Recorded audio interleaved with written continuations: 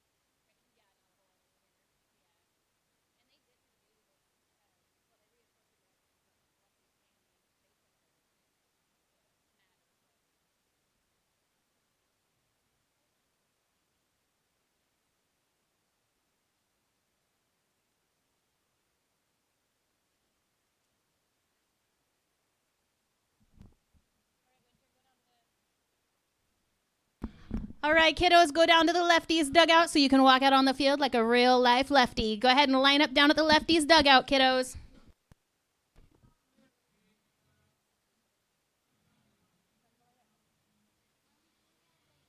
You're going to walk out for the national anthem with them, and then you guys will come back. It's just for the anthem. And Matt will direct you. Just go. You'll find somebody.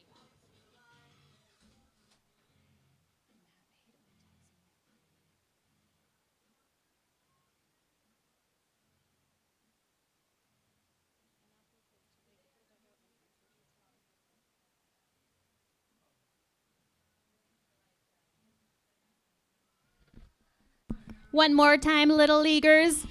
We want you guys to line up down at the dugout for a chance to take the field with the Lefties. All right, kiddos, go line up for your chance to take the field with the Lefties. Let's go, Lefties!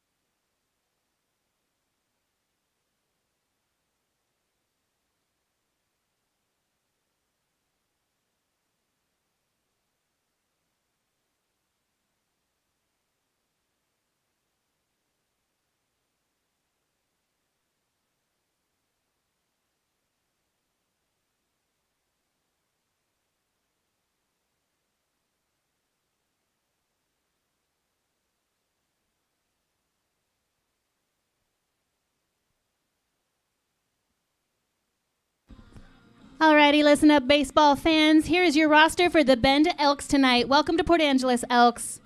Playing third base for the Bend Elks, second baseman Tai Yukamoto. Number 23, playing center field, Christian Cooney. Number 13, playing third base, Paul Myro. Number 22, playing first base, Evan Scavato. Number 29, designated hitter, CJ Collier. Number 43, playing left field, Riley Casper. Number 42, playing right field, Nick Schnapp. Number 2, shortstop, Elijah Jackson. Number 38, Ryan Fowler, playing catcher. Number 28, playing pitcher, Connor Knipp. And a huge shout out to our umpires tonight, Scott Ginger and Ryan Rampt. Welcome to Port Angeles Elks.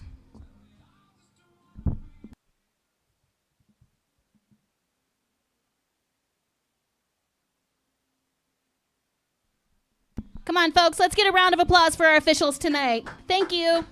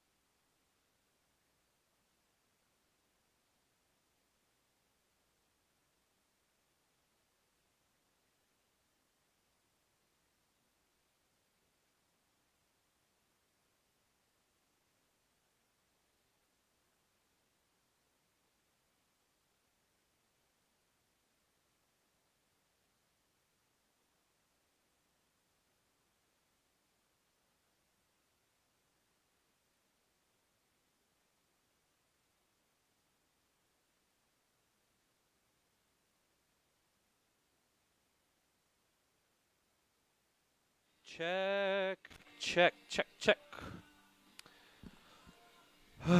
Okay, so everything is working. I'm gonna try to put the microphone up, and let's see how this sounds. And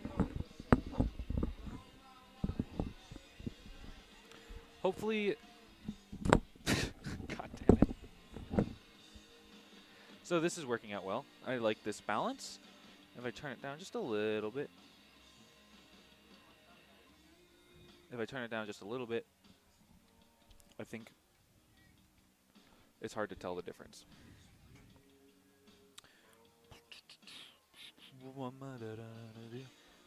Check one, check two, check one, check two. And we are golden.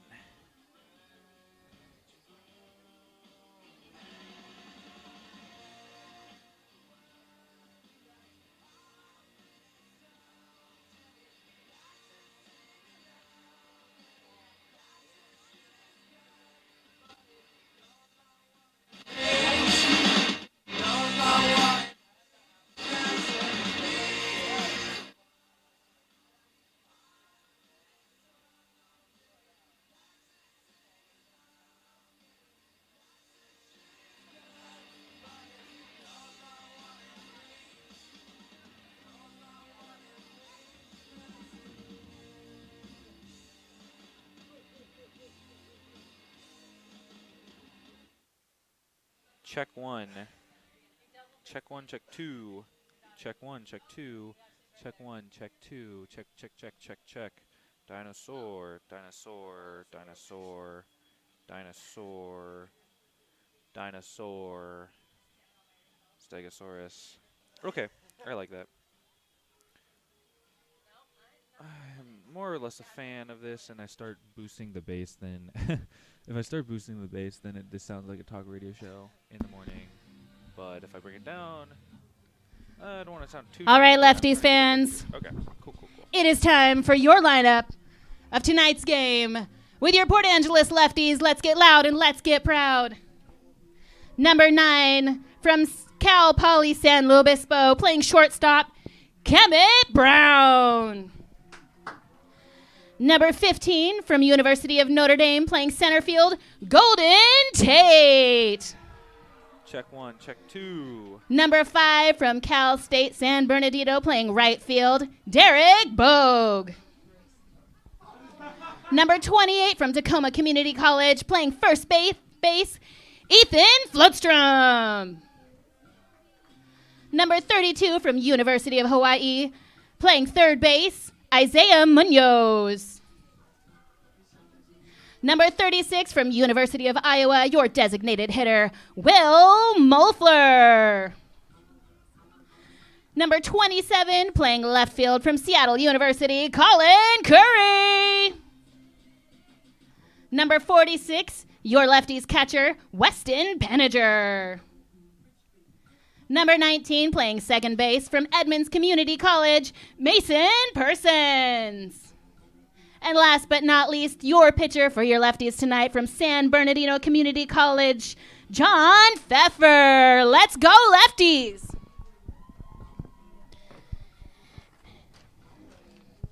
And for our national anthem tonight, we have the beautiful, oh my goodness, I lost her name. Where am I? Sarah Almond. Let me get this music down and you can take it away, Sarah.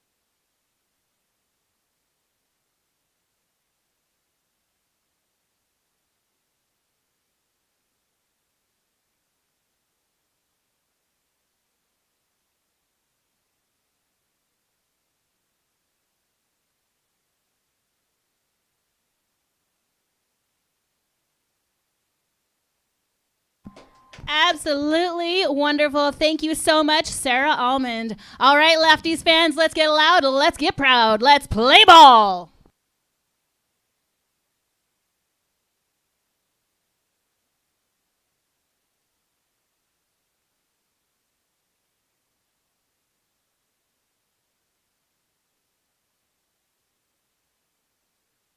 And a quick reminder, Little League fans, you'll have a chance to run the bases tonight, just like a real-life lefty after the game. All you got to do is line up by the gate located next to the Lefties dugout with your parent or guardian. You'll be directed right onto the field, so do not miss out on your chance at the end of the game to run the field like a real-life lefty. Let's go, Lefties!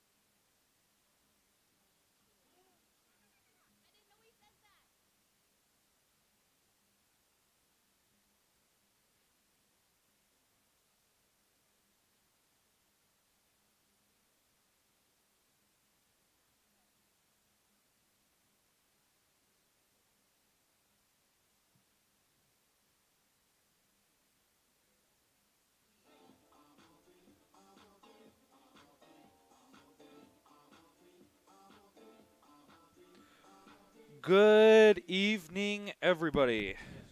Welcome to Civic Field in Port Angeles, Washington.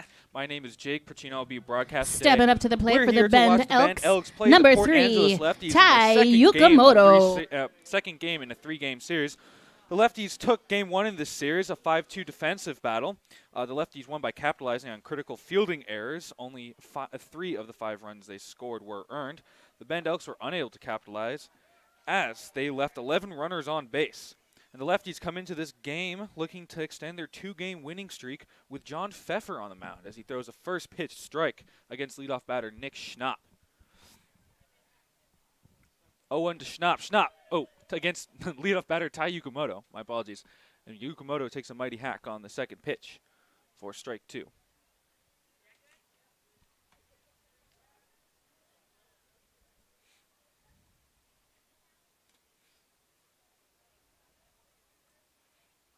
Outside pitch misses for ball 1.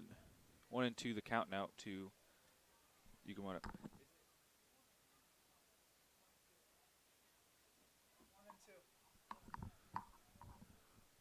1-2 from Pfeffer coming out of the windup. Right-hander facing the left-handed Yukamoto.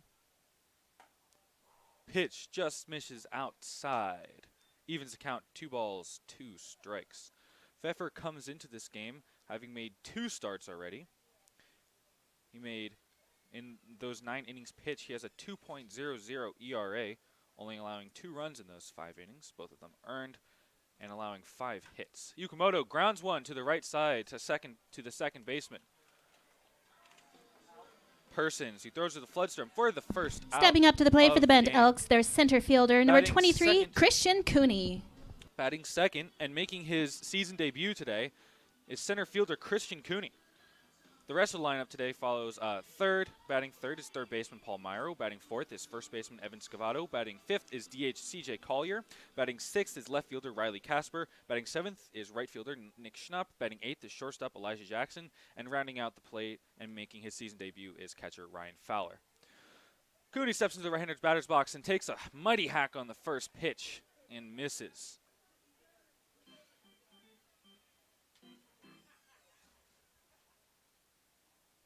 Christian Cooney is making his season debut for the Bend Elks, coming from University of Portland.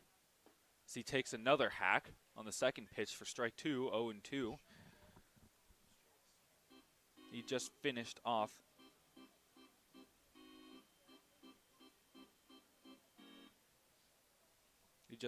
his sophomore season there at with the University of Portland Pilots.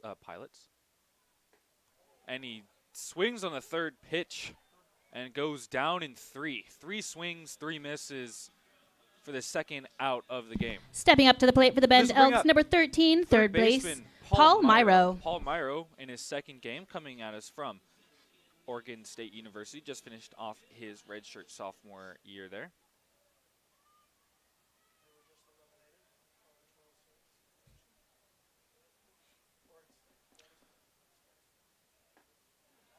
Pfeffer's second pitch, a nasty breaking ball, catches the middle of the plate for strike 1. 2 up, 2 down.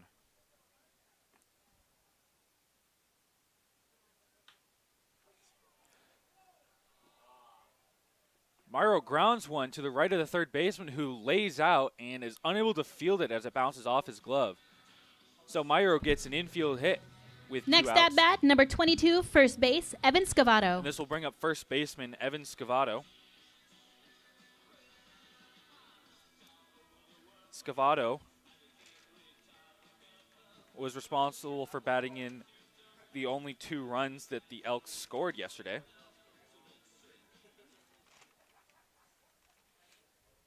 On a first inning double. He then struck out, walked, and popped out in the rest of the game. Only bright spot of the cold offensive day that the Elks had yesterday as Scavato takes a high and tight fastball and ducks out of the way for ball 1. So Scavato steps up to the plate against Pfeffer with 2 outs and Paul Myro on first. The 1-0 from Pfeffer. Fastball catches the middle of the plate. 4. Strike 1. 1-1 the count now.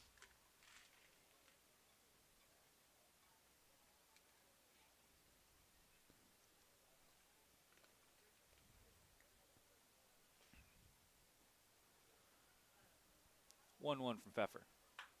Scavato hits the curveball high behind the shortstop, and the left fielder, Curry, comes in to make the catch. So 4 batters and 3 quick outs. Pfeffer shuts down the Elks in the first inning. Lefties coming up to bat, looking to put some runs on the board.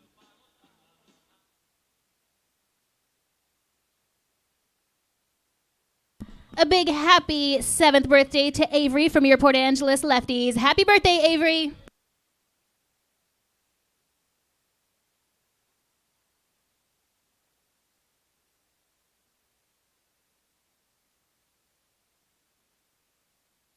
Also, I'd like to say thanks for hanging out with us tonight, North Olympic Baseball and Softball Association and Squim Little League. We appreciate you guys so very much. Let's go, Lefties.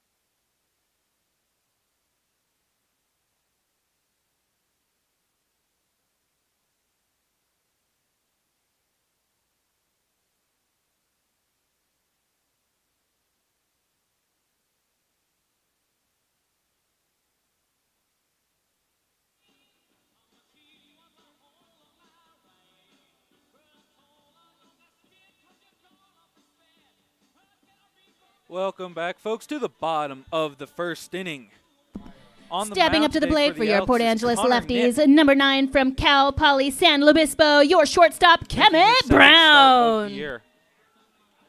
Leading things off here for the Port Angeles Lefties is shortstop Kemet Brown, who steps up to plate. He's a switch hitter, steps into left-handed batter's box against the right-handed Nip, takes a mighty hack on the first pitch and misses.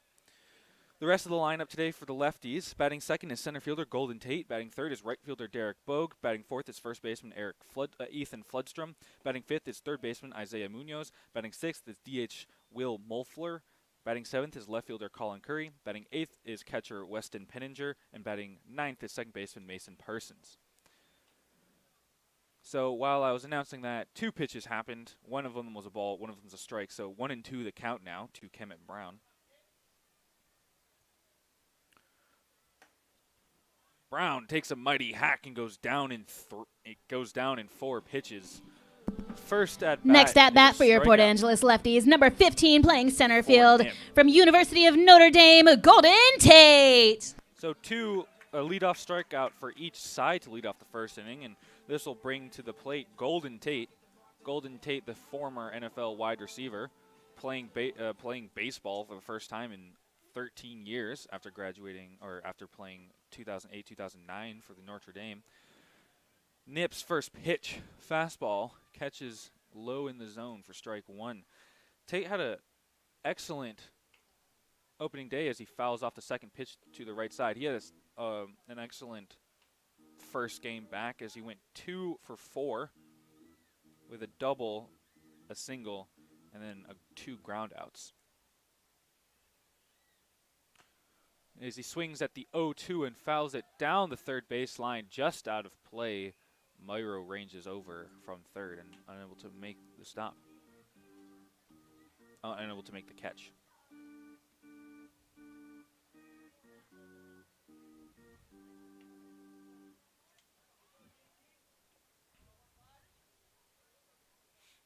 Oh, 2 again to Tate. Tate hits a soft grounder to second baseman Yukamoto, who fields the grounder and throws it over to first. So 2 up, 2 down for Nip. Stepping up to the plate for your Port Angeles Lefties, number 5, your right fielder from Cal State San Bernardino, Derek Bogue. So this will bring up right fielder Derek Bogue for the Lefties. Bogue pinch ran yesterday. Didn't start, but pinch ran yesterday, and that's about it. And the first pitch from Nip is low and outside for ball 1. Nip deals. Fastball down the middle for strike 1. 1-1 the count now to Bogue.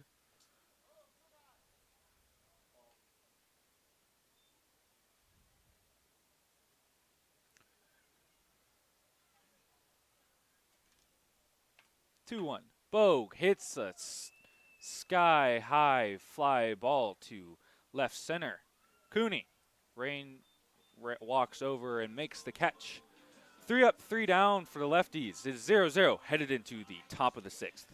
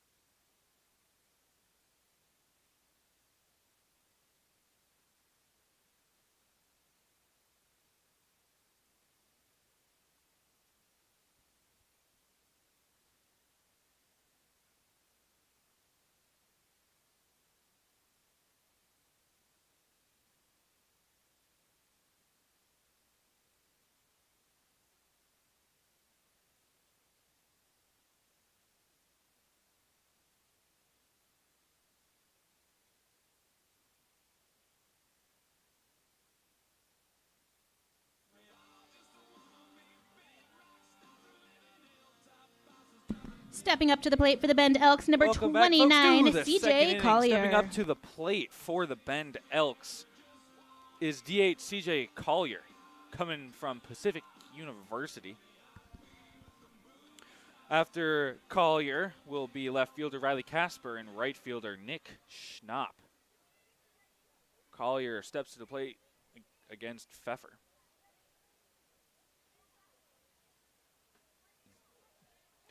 Pfeffer's first pitch is a fastball down the middle for strike 1.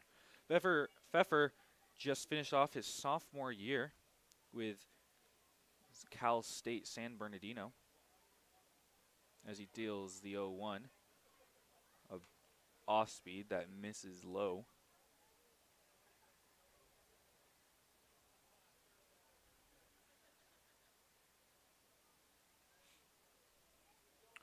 One from Pfeffer.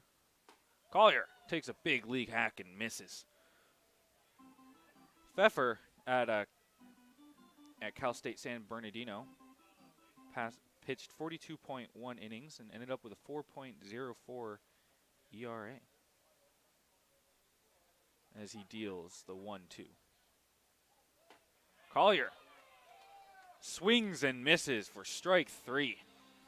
And a leadoff strikeout for Pfeffer. That is his second. Stepping up to the day. plate for the Bend Elks, number 43, Riley Casper. This will bring up number 43, Riley Casper, playing left field today for the Elks. Casper ran cold yesterday on offense as he struck out 3 times. Didn't reach as he takes the first pitch. A breaking ball that catches the inside corner for strike 1. Casper wasn't the only one to run cold on offense for the Elks yesterday, as after a 7-hour bus ride, they showed up at the field only an hour before the game and thus were unable to take batting practice, as Pfeffer's 0-1 is fouled straight back for strike 2. Casper today, though, as he was taking batting practice, was hitting some bombs out to deep left center. So hopefully the batting practice in a more reasonable schedule will help the Elks today. The 0-2, Casper hits a skyscraper to right field.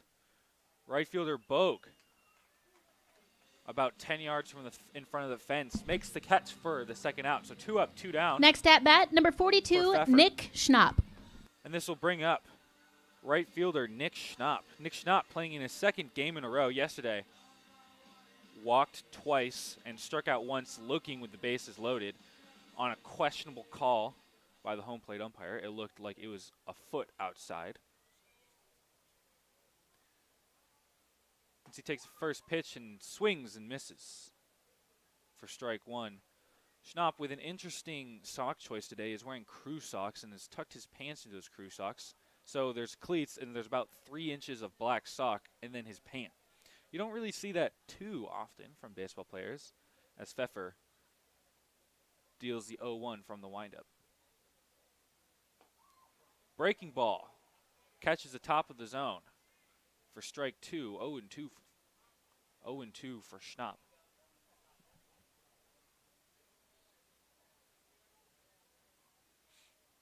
Pfeffer deals. Schnapp swings and hits a short pop fly just right over third base. And the third baseman, Munoz, makes the catch. 3 up, 3 down. All right, Lefties fans, look down over by the bullpen because here comes Timber.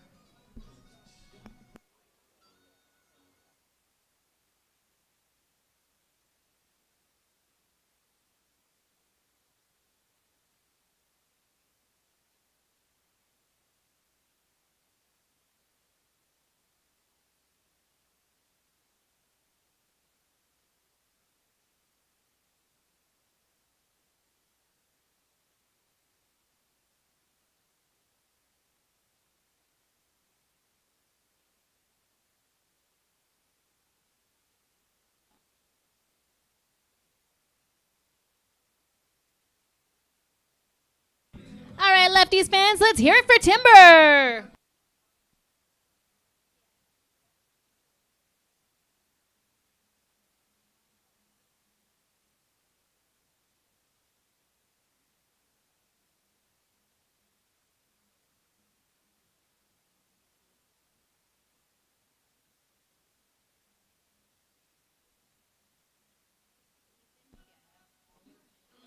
Stepping up to the plate for your Port Angeles Lefties, number 28, your first baseman for Tacoma Community College, Ethan Floodstrom.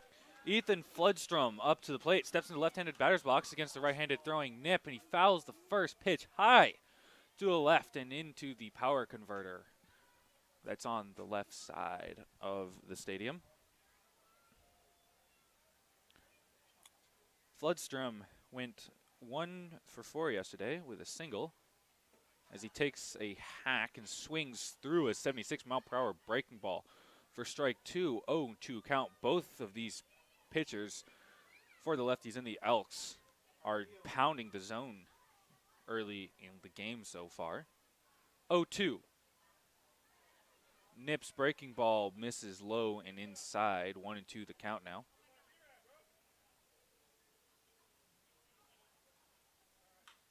Floodstrom hits the fourth pitch, and Jackson ranges to his left, lays out, and catches the line drive. A spectacular play from Elijah Jackson at the shortstop position. Stepping up to the plate for your Port Angeles Lefties, number 32, your third baseman from University of Hawaii, Isaiah Munoz. To lay out. A beautiful, a beautiful defensive play from Jackson. And they'll bring up Isaiah Munoz as he swings at the first pitch and grounds it softly back to Nip, who throws it over to first for a 1-pitch out. 2 up, 2 down. Nip has retired 5 in a row. Next at bat for your Port Angeles Lefties, number 36 from University of Iowa, your designated hitter, Will Mulfler. Up to bat now for the Lefties is designated hitter Will Mulfler. Molfler swings at the first pitch and fouls it off to the left side. Molfler steps into the right-handed batter's box versus the right-handed Nip. Molfler yesterday got hit by a pitch, flew out, grounded out, and walked. So 0 for 2 as he takes the 0-1. A curveball that misses outside. 1-1 in the count now. 0 for 2, but reached twice on 4 plate appearances. And Molfler gets clunked in the head. And he looks on a breaking ball. And he looks stepping up to the plate for your Port Angeles Lefties, number 27, your left fielder from Seattle University, Colin Curry. By pitch, and that will bring up left-hander Colin Curry. Curry yesterday went 0 for 4 with 2 groundouts, a flyout, and a strikeout. As he takes a low fastball, low and away for ball 1. So Curry comes to the plate with 2 outs and a runner on first. Nip deals the 1-0. Inside fastball catches the inside of the zone for strike 1. 1-1 the count now. Curry during batting practice was also one of the players that I noticed that was hitting missiles to the outfield. As Nip deals the 1-1. Throws it in the dirt. But catcher Fowler gets the stop, and Molfler remains on first. Fowler making his debut today, as the Elks are a little short in the catcher position. Grounder to the right side. Yukamoto ranges over to the right, fields the ground ball cleanly. And Nip gets out of the inning. Still 0-0 heading into the 3rd inning. Elks come to the plate looking to score the first run of the game.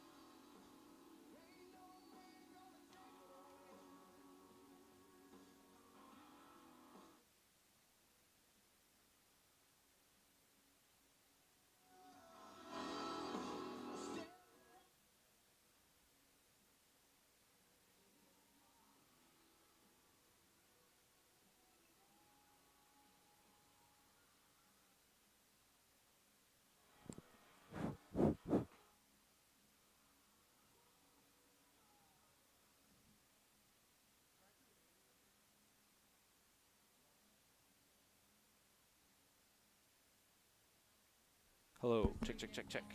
Stepping up to the plate for the Bend Elks, number 2, Elijah Jackson. Okay.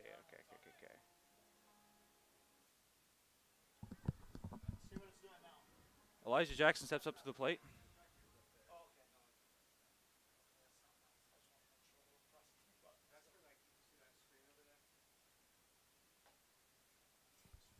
First pitch misses outside for a ball.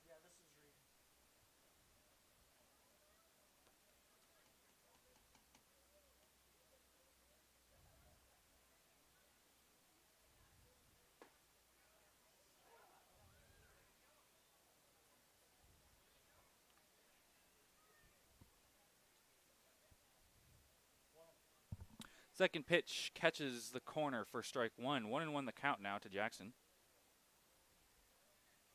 Jackson torches one down the left field line, but it goes foul and out of play.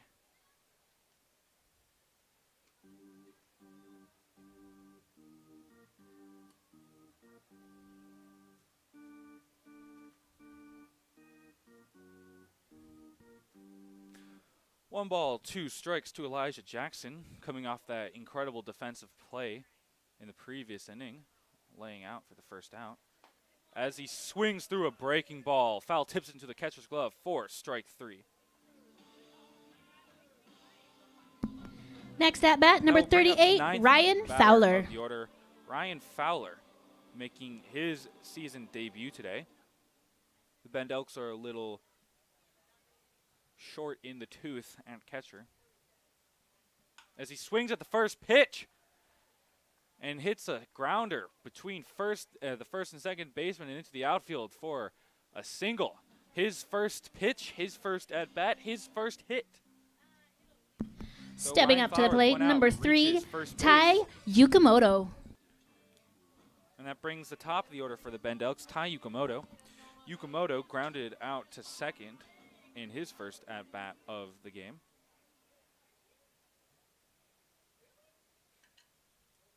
Pfeffer still on the mound. Checks the runner at first and deals from the stretch. Yukamoto takes the first pitch. Fastball catches the top left side corner for strike 1.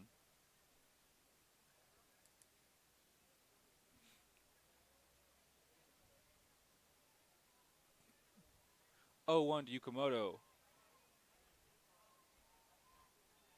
Breaking ball misses low and outside for ball 1. 1-1 the count now.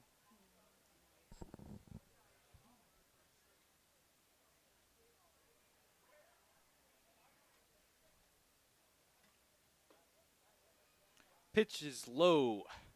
Fastball misses. 2 balls, 1 strike.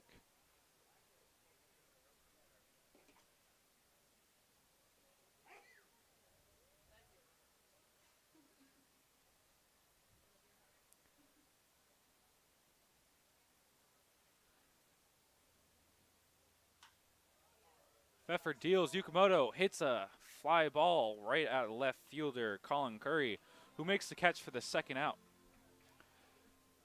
And that will bring up Next at bat, number 23, Christian Cooney. Cooney also making his season debut today. Just joined the team yesterday for the first time. Struck out in his first at bat in 3 consecutive pitches and 3 swings and misses. Looks to start a 2-out rally here for the Elks in the top of the 3rd inning. Pfeffer deals. Breaking ball. Catches the top of the zone for strike 1.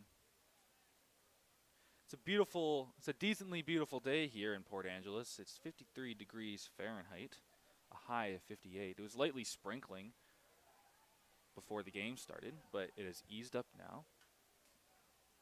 The 0-1 pitch. Cooney fouls it back to the right side. Finds himself again with 2 strikes. 80% chance of rain later today, but hopefully it stays mild and or pretty light, or it happens after the game so we don't have another rain delay. 0-2 to Cooney. Cooney fouls another one high and back.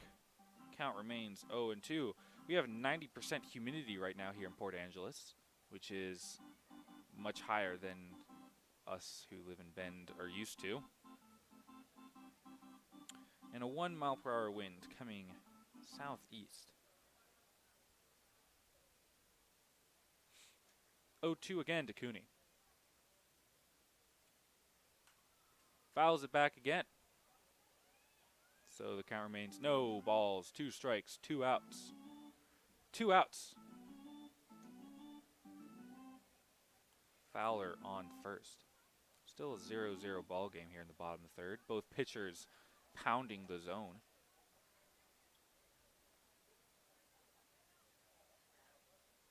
This is only the 3rd runner allowed by either team, with Fowler on first. Pfeffer deals the 0-2.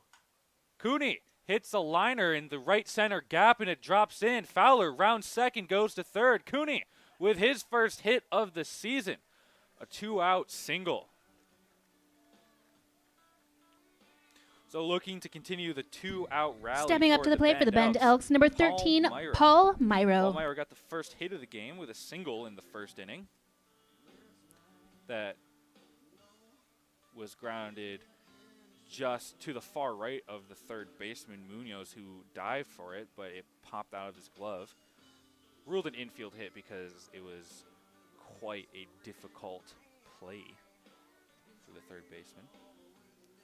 This is Myro's second. He made his season debut yesterday. This is his second game. As he comes on with runners on the corners and 2 outs, takes a low fastball for ball 1. Myro, in his debut yesterday, reached 3 times on 5 plate appearances with 2 walks, but went 1 for 3 with a single and 2 strikeouts. He comes to the plate in the right-hander batter's box versus the right-handed Pfeffer with the go-ahead run on third base as he takes another low fastball for ball 2. 2-0 the count now.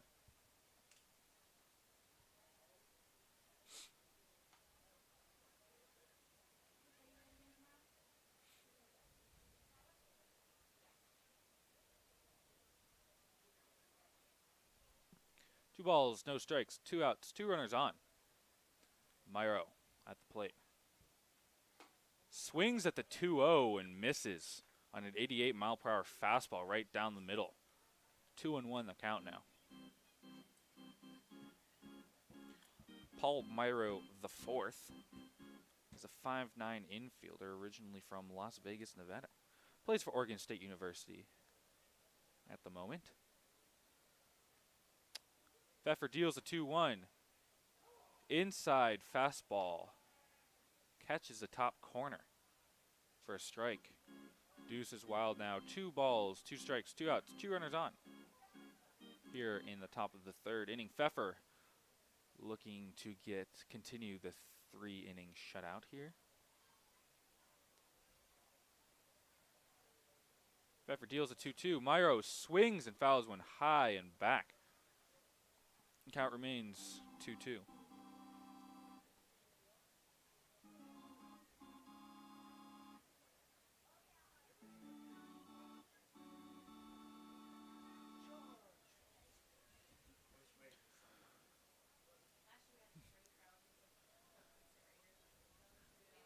Pfeffer from the stretch deals the 2-2.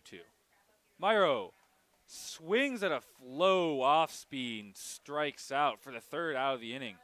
The Elks strand 2 in the top of the 3rd. Pfeffer gets 3 shutout innings. Lefties come to the plate in the bottom of the 3rd, looking to put the first runs on the board in the game.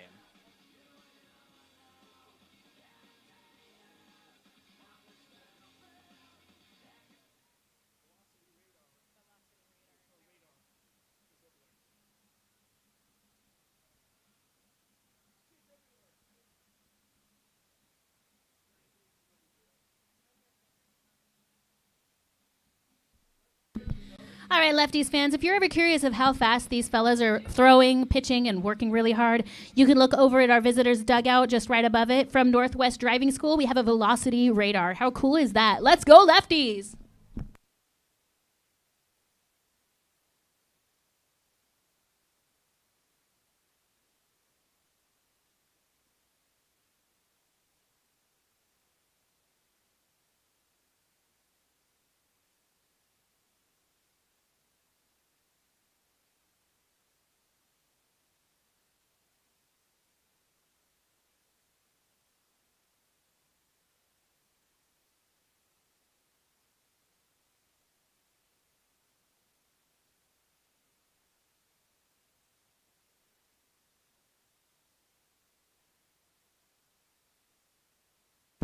Stepping up to the plate for your Port Angeles Lefties at number 46, Weston Penninger.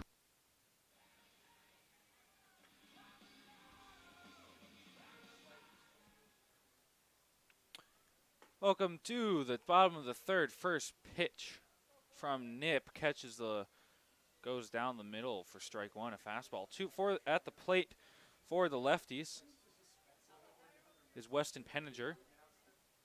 As he takes strike 2, another fastball low and inside. Penninger, the backstop today for the Lefties, hits a short fly ball to right field. Schnupp, hat flying off, runs in and makes the catch for out number 1.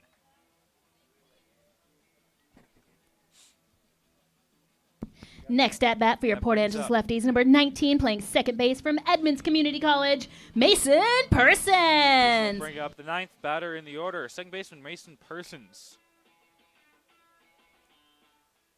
Persons yesterday had a torrid offensive day, going 3 for 4 with 3 singles as he takes a low outside fastball for ball 1.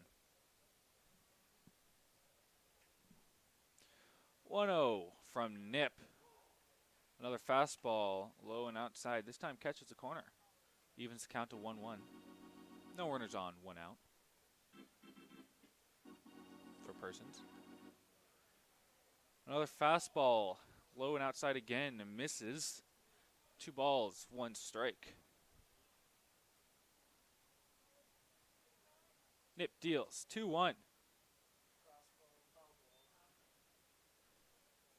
Persons fouls it into the dirt and off the catcher. Count now 2-2. 2-2 from Nip. Nip's high fastball misses just high. The count is full now. Nip pitching with some pace. Throws a high inside strike. Catches Persons looking for the second out of the inning. This will bring up Stepping up to the plate for your top Port of the Angeles order. Lefties from Cal Brown. Poly San Luis Obispo, your shortstop, number 9, Kemet Brown. The switch hitting shortstop steps in the left-handed batter's box against the right-handed Nip. Nip plays for Cal Poly San Luis Obispo as he swings at the first pitch and fouls it straight back. Brown in his first at-bat struck out swinging as he comes on with 2 outs. Nip has retired 8 of the first 9 batters so far as the second pitch, a breaking ball, drops into the top of the zone for strike 2. 0-2 the count. Nip 1 strike away from ending it, and Brown fouls it off to the left side, staying alive. 0-2 the count now. Nip again 1 out away from the 1 strike away. Throws an inside breaking ball which hits Nip, which hits Brown. And so Stepping up to the plate for your Port Angeles Lefties, your center fielder from University of Notre Dame, number 15, Golden This Tate. brings up Golden Tate playing center field today. Tate grounded out to second in his first at-bat of the evening as he takes a high and very outside fastball for ball 1.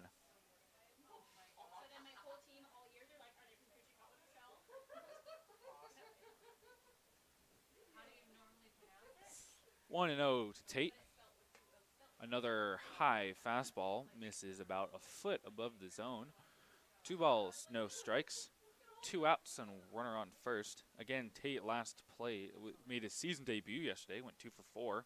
Last played in college for Notre Dame in 2009. Brown on first goes, but Tate swings and fouls it straight back. 2-1 the count now to Tate. Tate at Notre Dame hit .329 in his last season there in the 09 season. Had a .388 OBP and a .414 slugging percentage. As Nip checks the runner on first and deals the 2-1. Inside fastball catches the inside zone for a strike. The count evens to 2 balls, 2 strikes. 2 outs and a runner on first. Still a 0-0 ball game here in the bottom of the 3rd. Nip deals, Brown runs, Tate swings and foul tips it back into the catcher's mitt. And Connor Nip strikes out Golden Tate to end the 3rd inning. So 0-0, the score remains as we enter the 4th inning. Elks look to put the first runs on the board.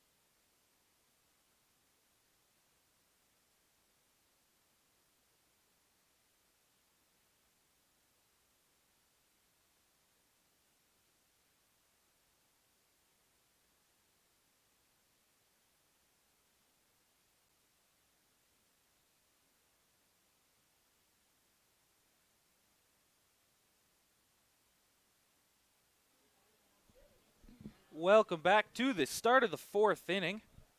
Stepping up to the plate for the Bend Elks, number leading 22, things Evan off here Scavato. For the Bend Elks. Pfeffer still on the mound.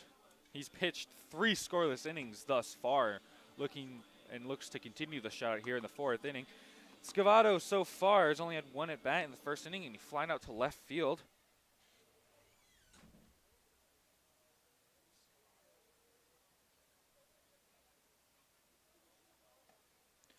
First pitch from Pfeffer misses high for ball 1. Scavato this season is hitting .281. He has 9 hits on 32 at-bats, 4 RBIs and 8 walks as he takes the 1-0. Big league hack fouls it sky high over the right field grandstands, or the grandstands down the first baseline here at Civic Field. So 1-1 count to Scavato. Pfeffer deals. Breaking ball. Catches the top of the zone. 1 ball, 2 strikes. We are no outs. Runner bases empty here in the top of the 4th inning. Pfeffer on the windup. Throws a breaking ball in the dirt. Evens the count to 2 ball, 2 strikes. Right-handed Scavato facing off against the right-handed throwing Pfeffer.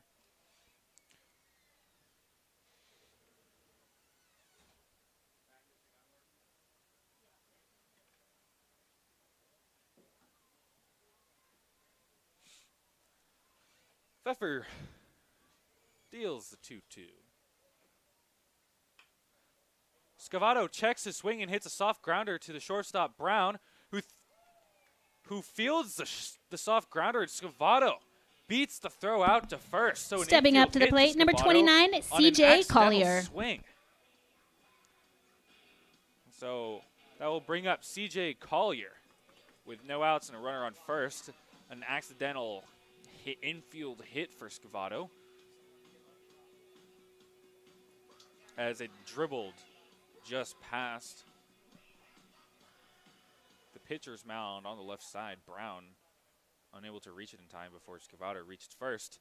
So Collier comes to the plate, steps in the right-handed batter's box against the right-handed Pfeffer, takes a big hack at the first pitch and misses on an 86-mile-per-hour fastball down the middle for strike 1. Collier in his first at-bat in the 2nd inning struck out swinging. Otherwise, he's having a torrid start to this year. Prior to this game, he's had 5 hits on 8 at-bats and has 3 RBIs. That's a 625 as Scavato runs from first. A hit-and-run attempt, but Collier swings and misses. The throw down from Peninsula. Off throw. So the umpire just called. I'm a little unclear of what just happened.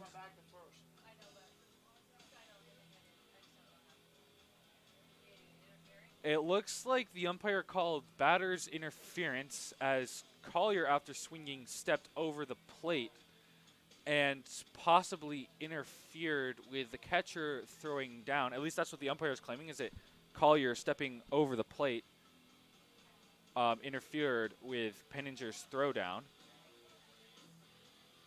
And so Scavato has to go back to first. So, and because it's next at bat for the Bend Elks, number 43, Riley Casper. CJ Collier is called out. So 1 out now. Scavato goes back to first, and this will bring up Riley Casper.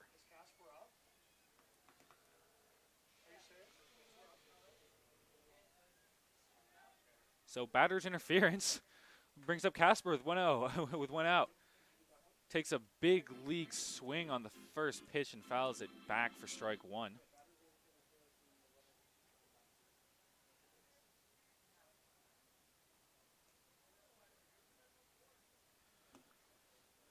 So an interesting sequence of events as Pfeffer makes a pick attempt to first base and Scavato slides back, dives back in head first safely. Another pick attempt. Scavato slides back in safely again.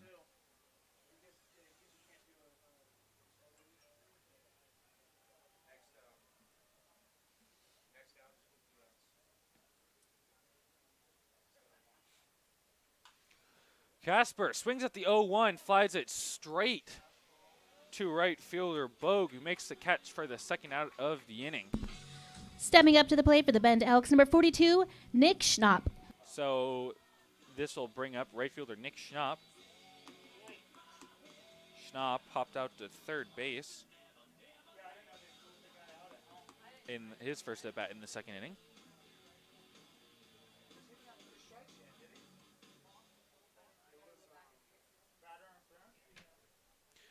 So Schnapp comes to plate with 2 outs in a scoreless ball game, with Scavato on first as Pfeffer makes a pick attempt to Scavato, and Scavato slides back in safely. That's 3 pick attempts over to Scavato, none of them working. First pitch, Schnapp swings through an 87-mile-per-hour fastball high in the zone for strike 1. Schnapp so far this season is hitting .238. He has 5 hits and 21 at-bats, but 5 RBIs. He hit a homer in the series against the Drifters, a rocket over the left center fence. Escovedo goes on the 0-1 pitch. The throw from Penninger bounces to second base, and the second baseman unable to make the play. So Scavato gets a stolen base.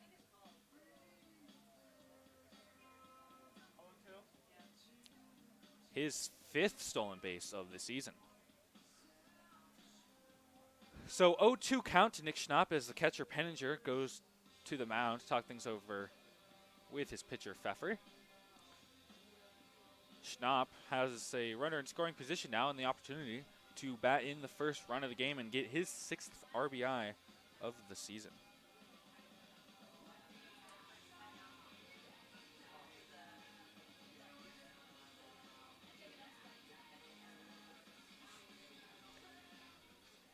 Schnapp with an 0-2 count. Pfeffer 1 strike away from continuing the shutout through 4 innings.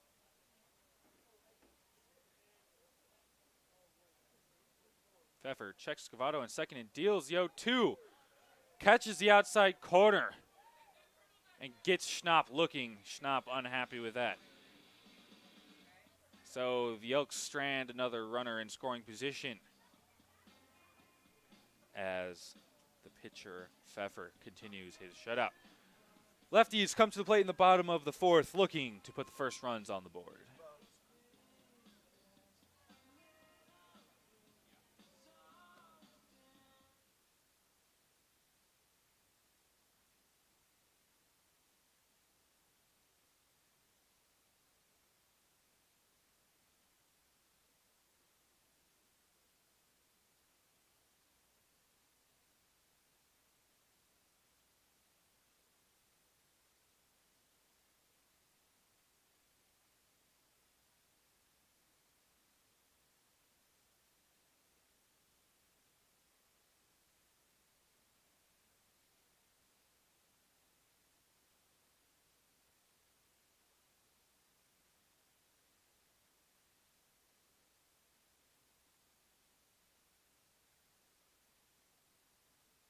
Stepping up to the plate for your Port Angeles Lefties, number 5, your right fielder from Cal State San Bernardino, Derek Bogue.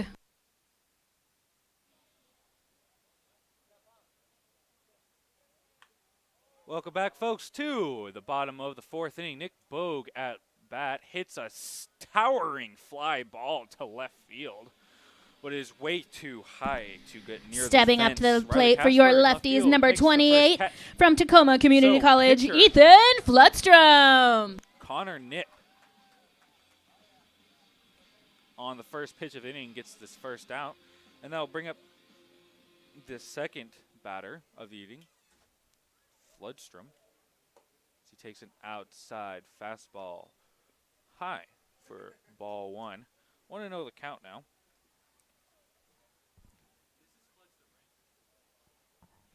1-0 to Floodstrom. Fastball catches the outside of the plate for strike one. 1 ball, 1 strike, 1 out here in the bottom of the 4th.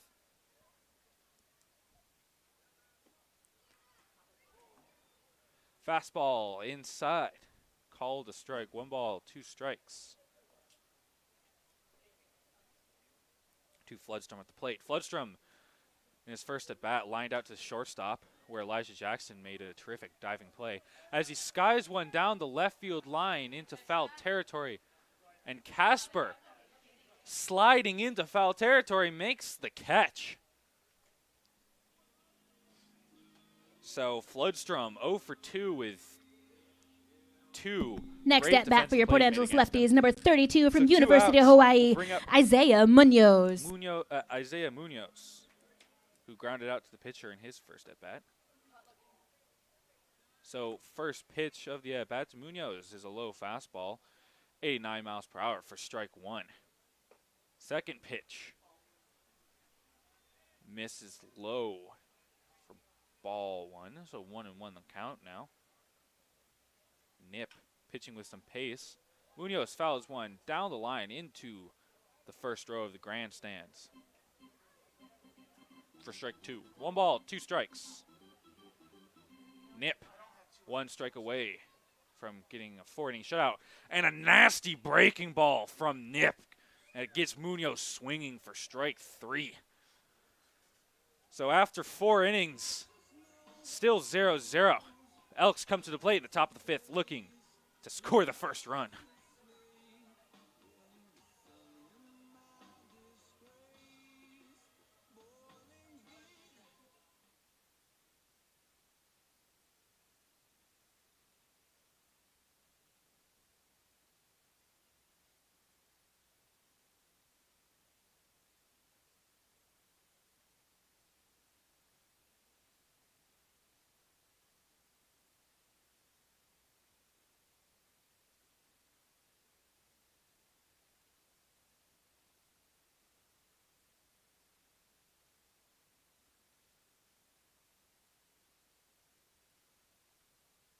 Big shout out to the party deck. We have North Olympic Baseball and Softball Association parents and Squim Little League parents. Let's go, Lefties.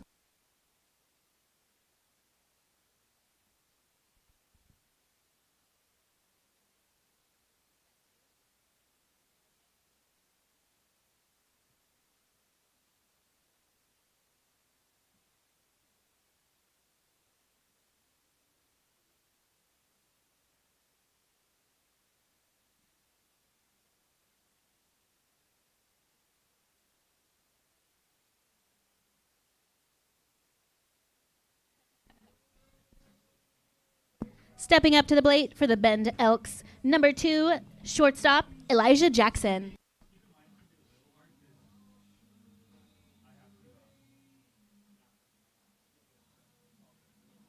Welcome back to the 5th inning in a scoreless ball game. Pfeffer still on the mound, facing off against Elijah Jackson, steps into the right-handed batter's box. Still a 0-0 ball game here in the top of the 1st. Elijah Jackson shows bunt, lays it down, short just in front of the plate, and catcher Penninger fields the ball and throws down for the first out of the inning. So next at bat for the one Bend pitch, Elks, one number out 38, for Jackson. Ryan Bring up Fowler. Ryan Fowler, the 9th batter. I also want to welcome to the booth a player for the Bend Elks. Please introduce yourself. Yeah, Jake, thanks for having me. My name is Cole Wilkinson. This is my 2nd summer here for the Bend Elks, playing at LC State this coming fall. Just happy to be in the booth here, man. This is the first time doing one of these things. Didn't get to do it last summer, so happy to be a part of it. Awesome. So Fowler fouls off the first pitch to the left side. So you're a pitcher, right? Yep, I'm a pitcher, currently a starting pitcher. I was a relief pitcher last year for the team. It's been a blast so far. 0-1 to Fowler. He fouls it off to the left side. How do you feel the team is clicking so far? I've heard a number of things from players and coaches about how quickly this team came together. What's your view on the team so far? The team camaraderie with this team is great. It was off the bat with day one. We just had a lot of like-minded individuals on the team that just kind of came together and clicked, and we've been having a good time. And so far, the season has been going a lot better than it did last year. Yeah, it's been great. I couldn't ask for better guys to be a part of a summer team with. Awesome. And Fowler takes a low outside pitch. 1-2 the count now to Fowler. Fowler singled in his first at bat as he takes the 1-2 from Pfeffer. And he's rung up. Caught looking for strike 3 in the second out of the inning. I'll bring the top of the order, Tai Yukamoto, who's grounded Back out to the and top of the flied out lineup today. for your Bend Elks, number 3, Tai There's a lot of Yukamoto. new players that have joined recently. Lots of new players. For example, Fowler getting his first start and Cooney getting his first start. Myro got his first out yesterday. How are the new players in your eyes adjusting to the camaraderie that you've said you've developed? They've been joining in. Of course, the first day or two for a new guy is always like, I don't know who these people are quite yet. Yukamoto hits a sky-scraping fly ball to center field. Tate makes the catch for the third out. Sorry to interrupt you. We'll continue this conversation after we come back. Elks go down in order. Still 0-0 ball game. Lefties coming to the plate. We'll be back with Cole Wilkinson in the bottom of the fifth.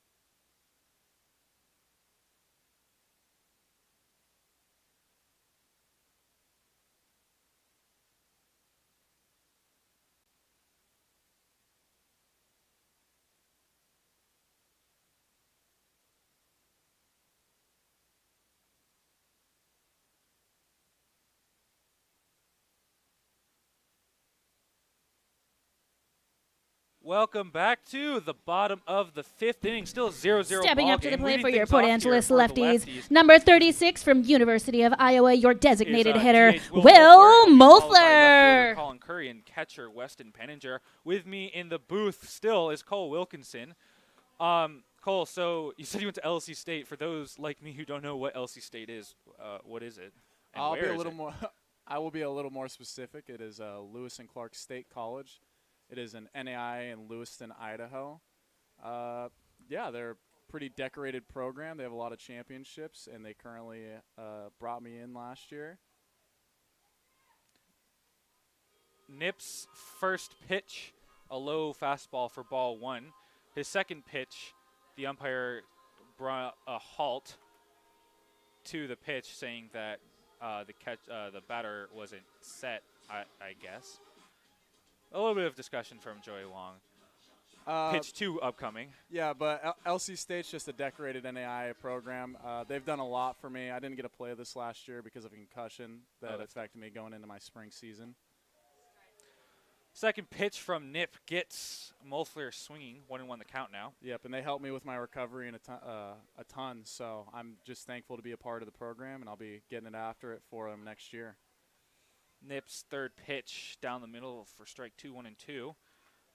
Nip it's a pitcher's duel, and the umpire saying that Nip is pitching too quickly. Nip is pitching with a lot of pace. Should be 1 and 2, right? Yeah, 1-2 the count. Nip pitching with some pace, pitching a 4-inning shutout as Moeffler hits a line drive over the second baseman's head. Schnapp fields the grounder and throws it in. So a single for Moeffler.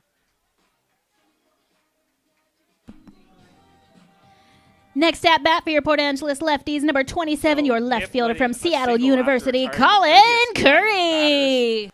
And they'll bring up Colin Curry, who's 0 for 1 today with a ground out. So how are you enjoying Idaho, right? That's where LC State is? Yeah, the concussion was kind of a big oops in my plans, so it wasn't as enjoyable during that time. But so far, I have really liked it. It's a small town, small community, like everybody knows each other. So that's something that I haven't experienced before. So I'm glad to experience. You know, you always want to get new things and new achievements or whatnot in your life, and I'm glad I have lived in Idaho, and I'm happy to continue living there. Nip's first pitch low and inside. Curry shows bunt but pulls back for ball 1. Second pitch from Nip down the middle. Curry fouls it off to the left side. Nip, a left-handed batter versus the right-handed throwing Nip. With one runner on first, nobody out, still scoreless here in the bottom of the 5th. Grounder up the middle to Jackson, who tosses it to Yukamoto, who throws it to first, completing the double play. A bang-bang play at first. So Curry grounds a double play, and it'll bring up Penninger. Stepping up to the plate for your Port Angeles Lefties from Howard College, your catcher, number 46, Weston Penninger. What's your favorite part about summer ball? This has been a lot of traveling for me. I mean, we just drove 7 hours. My favorite part about summer ball is just the things you witness in the West Coast League is just something you won't experience in any other league. There is some intriguing stuff that could happen with the fans, the game itself. Something while you're traveling especially can happen that's just hilarious and it becomes a memory forever for you. A lot of interesting things as Nip's first pitch is fouled off for strike 1. Second pitch, Penninger fouls it back 0-2. All right, guys, at the end of this, line up down at the dugout and get your airplanes ready. Isn't that an intriguing thing? Because we're on the bus drive up here, and it was they signed him on the 14th, the first day we played here yesterday. And we were on the bus ride, and all of a sudden in our group chat, an article pulls up that Golden Tate is now signed with the Lefties. I thought it was a joke at first. I legitimately didn't look much into it. After reading the article, I was like, this is real. Nip's fourth pitch of the at-bat, high and outside, gets Penninger swinging. So all right, fans, get down to over there by the Lefties Scoreless dugout and out front. We're going to be coming around with our super cool whip, and you just throw your airplanes right in that car, and we'll tell you when to get throwing. First runs on the board. And this is brought to you by Leets Farm. Thank you, Leets Farm, for the Paper Airplane Challenge. There's our wonderful Mr. Tyler out there on the field. He's going to be zooming around, and when he starts zooming in front of you, get ready. And I'll tell you when to start throwing. This is one of the better half-ended things I've seen. Throwing paper airplanes. Last night, Timber was on the back, hanging on super tight. It was great. All right, guys. He's a-coming. He's coming. Don't run him over. Throw, throw, throw, throw, throw. All right, that one's definitely a fan favorite. Thank you, Leeds Farm, for the Paper Airplane Challenge. Way to go, fans. Let's go, Lefties.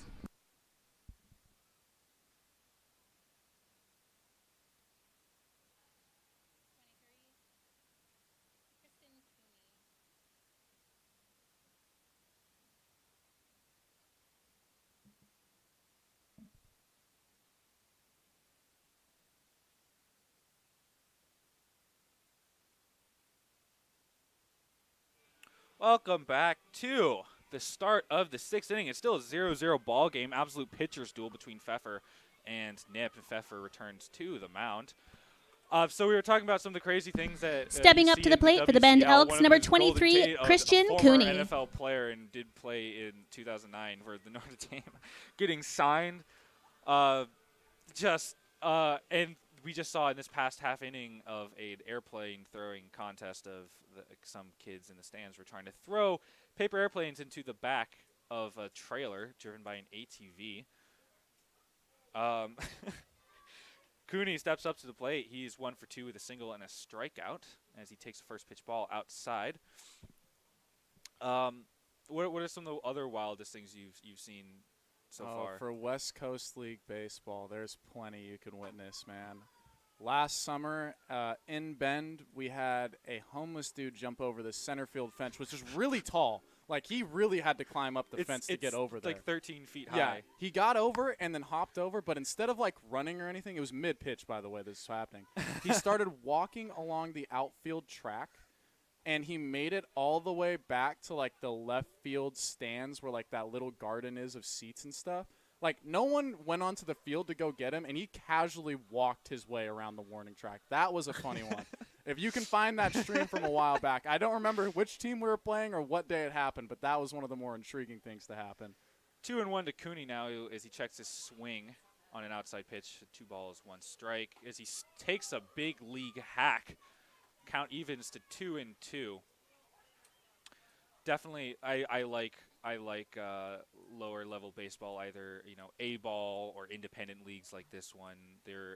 I've had a blast at every game I've commentated so far of just all the shenanigans and chicanery that goes on. 2-2 to Cooney. He hits a flare into foul territory into the right grandstands. So you would say that you attended LC State, which is Lewis and Clark, right? Lewis and Clark State, which sometimes I get confused with Lewis and Clark College in Portland. Where are you originally from? I am originally from Eugene, Oregon. Oh, nice. I have been around the block to this. LC State's my 3rd school. My first year, I went to the University of Portland, played for the Pilots there. 2-2 to Cooney, misses low and outside, fills the count. Yeah, and then my 2nd year after that was the COVID year. I was at Lynn Benton Community College, which is actually where a couple of our dudes are from this year, like Caden Delosier and also Miller as well. Both from LB. That's also a great program. Been producing a lot of dudes, getting them to the next level. So, yeah, I've been around the block. I've seen a lot of stuff now. Wonderful. Payoff pitch upcoming for Cooney. As he hits a grounder right back at the pitcher up the middle. Second baseman Persons ranges over to his left, but throws it wildly over to first. So an infield hit, or I'm guessing that's Next at bat, number 13, Paul Myro. The scorer says it's a single. We'll find out soon. Oh, it's infield hit. Rules the scoreboard. So, second hit of the day for Cooney in his season opener, or his first game of the season. And they'll bring up Paul Myro IV, who's also 1 for 2 with a single and a strikeout. Comes on with no outs and a runner on first. Still in a scoreless game. So, how did you end up becoming a pitcher? Were you like an aspiring fielding player, and then just in my high school year, about my sophomore year, I didn't really pitch or anything because back in the lower level days of like 8th grade and 7th grade, I was an awful pitcher. I was meant to be in the position player. But then my high school career rolled around, and my coach was like, "You throw kind of decently hard now. Like, let's see what you can do on a mound." And kind of over my sophomore year, developed into a pitcher, and then that became first pitch to Myro outside for ball 1. Yep, and that became. My specialty was pitching. I ended up getting pretty good at it. But in retrospect, kind of looking back on it, I wasn't really quite good at pitching until my sophomore year of college, honestly. So it took me a while to get the hang of it. But now that I'm here, I'm happy it's my specialty. I hope to make a career out of it. So making best with what I got. My position days were over after I figured out how to throw. Yeah, and you've been pitching fairly well so far, if memory serves me correctly. Oh, subpar at best. You don't need to do that for me. Myro swings on the second pitch of the bat and hits a skyscraper to right field. Right fielder Bogue makes the catch for the first out of the inning. Next at bat, number 22, Evan Scavato. Who's singled and flied out today. Comes on with 1 runner on first and 1 out. So I'm curious, there is a range of, it seems to me like a range of players from different schools and like a range of talent, because you've got D3 guys who are, they're just finished their first year and looking to get better, and you also have like D1 guys who are like juniors who can really whack the ball. What's that experience like? When you get different level of skill players, you kind of start to realize that you're all really in the same boat. Like someone might not throw as hard as the next guy or whatnot, or someone might not be as like talented or locked in the box as the next guy, but you're all in the same boat in the West Coast League. As you need to get better. Like regardless where it is, we want to go on to be bigger and better things. We want to go on to play professional baseball. We want to go on to be good college baseball players for our teams back home. So it's all about getting better here. You'll also see the guys that occasionally are like looking for their schools to come out here and have a great year in summer, and they go on to be like, maybe their expectations were like, oh, I'll be going to like a D2 or D3 or NAIA, and then they end up getting picked up by a D1 program and they do well for them. A perfect example of that is not a dude that transferred between divisions. First pitch to Scavato, high and outside for strike 1. Second pitch is high and tight, ducks out of the way, 1-1 the count. Takes a curveball, again high and tight. 2 balls, 1 strike count now. So a perfect example of this is a dude named Ben Ferrer who pitched for Oregon State in their super regional just recently. He was a grad transfer from USC Upstate in South Carolina. Originally, he didn't know where he was going to go, and when he came to us in the summer, but he ended up pitching really well, and now he got picked up by Oregon State, and the cards fell amazingly for him. So I hope he ends up getting drafted. I wish the best for Ben Ferrer, but he's a perfect example of like what the West Coast League can do for you. He got picked up by Oregon State and ended up being their main guy out of the pen. 2-1 to Scavato, high and outside ball. 3 balls, 1 strike to Scavato. 1 out, 1 runner on first. Pfeffer in the stretch deals. Scavato hits 1 just to shallow right field. The right fielder comes in. Bogue makes his second put out of the inning. So 2 outs now, and I'll bring up C.J. Collier. Next at bat for the Bend Elks, number 29, C.J. In Collier. batting practice. Collier, interesting at bat so far. He's over 2. He struck out in the second inning, and he was called out on batter's interference in the fourth. A interesting sequence of events. So I'm curious how you said a lot of things. I'm curious how you ended up on the Bend Elks. You know, you said you're from Eugene, and then you ended up in Idaho and in Portland. Yeah, my story with the Bend Elks is something a little different than you hear from normal stuff. So after the first COVID year that happened in, 2020? So didn't get to play at LB because of that year. Obviously, no one got to play it. 2021, I didn't end up going to school because my mom had a back injury in August, and I just didn't have a lot of money, and I was like, I need to stay home, help out with my mom for a bit. So I didn't play that year as well, the following, and I had just been training. Let's see how this next pitch goes first before I continue. It's a bit of extensive story. Collier's first pitch, low and outside for ball 1. The second pitch, as the rain starts to come down a bit hard, he swings through it. 1-1 the count now. So I was just training out of Eugene, just getting my work in or whatnot, and I was thinking about hanging it up and getting a physical therapy position when the manager for last year's team, or the head coach rather. 1-1. Cooney on first steals and gets caught stealing. So gets caught stealing for the third out of the inning. So Ben Elks still looking to get on the board. Tie ball game. Lefties come to the plate in the bottom of the 6th. Looking to put the first run on the board. We'll be back to hear the end of Cole's story. It's a good one, I promise. And we'll be back here in the bottom of the 6th to hear the rest of Cole's story and hopefully continue to see some baseball. I don't know what I'm saying anymore. 0-0 ball game headed to the bottom of the 6th.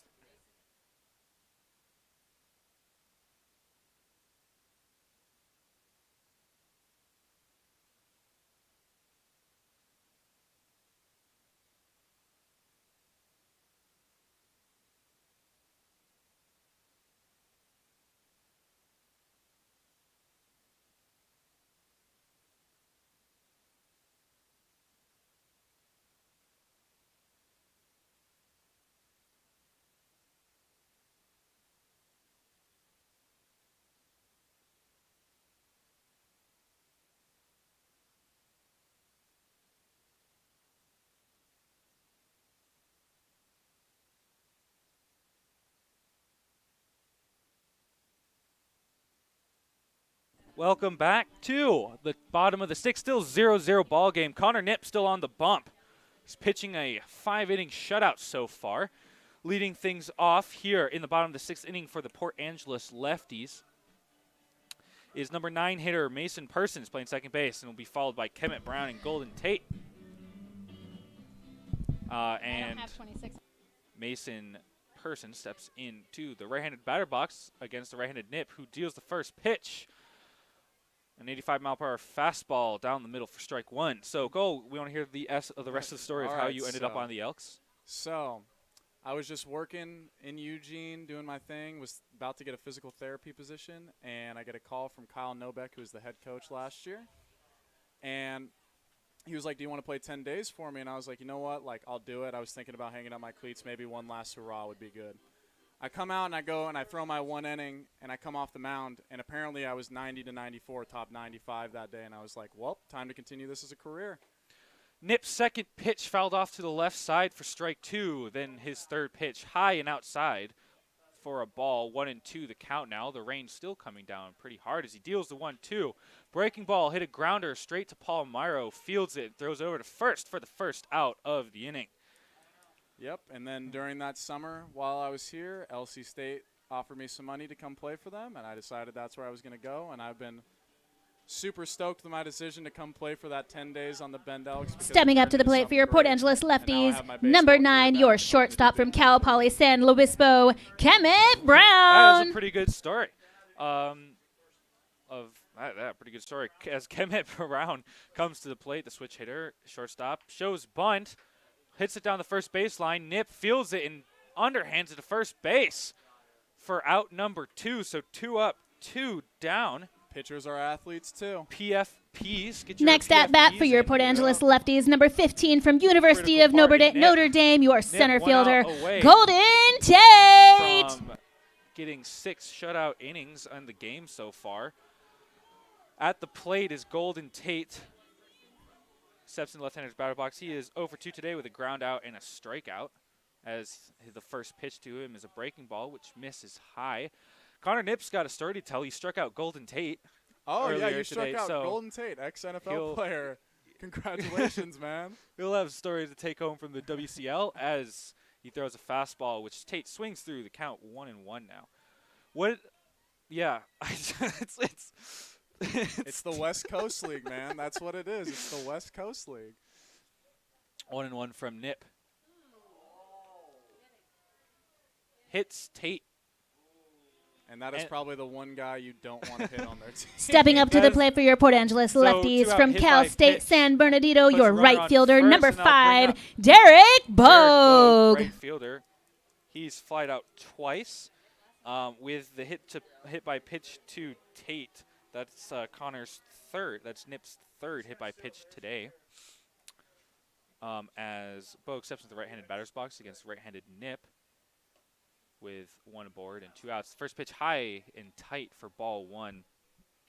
Well, thanks for joining. I want you to stay through the rest of the half inning. Oh yeah, I'll be here for the rest of the half. What are you seeing from the pitchers so far? What are you seeing from both pitchers so far that has led to this 0-0 ball game? A lot of first pitch strikes. They're consistently just going after guys. Even in 0-2 counts, you see them pretty aggressive and going over the plate a lot. It's just been a lot of just straight attack, and you're getting your ground balls. It's what a good day comes to. Not a lot of walks going on either side.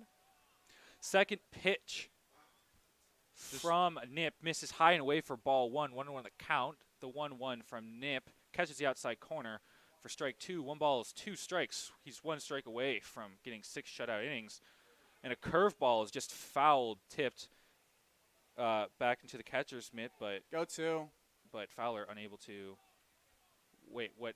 I don't know what happened. What just happened? I can explain this. So it was a drop third strike, and no one knew it, even Golden Tate. So the runner from first makes it over to first in the disarray of what was happening, but Golden Tate didn't go to second, so they got the tag out on him on the drop third strike. So a drop third strike ends the 6th inning. We're still in 0-0 ball game. Thank you, Cole, for coming to the booth. Thanks for having me, Jake. Thanks for telling your stories and your insight and giving us a peek behind the curtain. Oh, yeah, of course. Anytime, man. So good luck to you on your start on Friday, I believe. Yep. And we'll be broadcasting that. All right. Let's hope this rain slows up here. Yeah. So Bend Elks, 0-0 game comes to play in the top of the 7th, looking to put the first run on the board.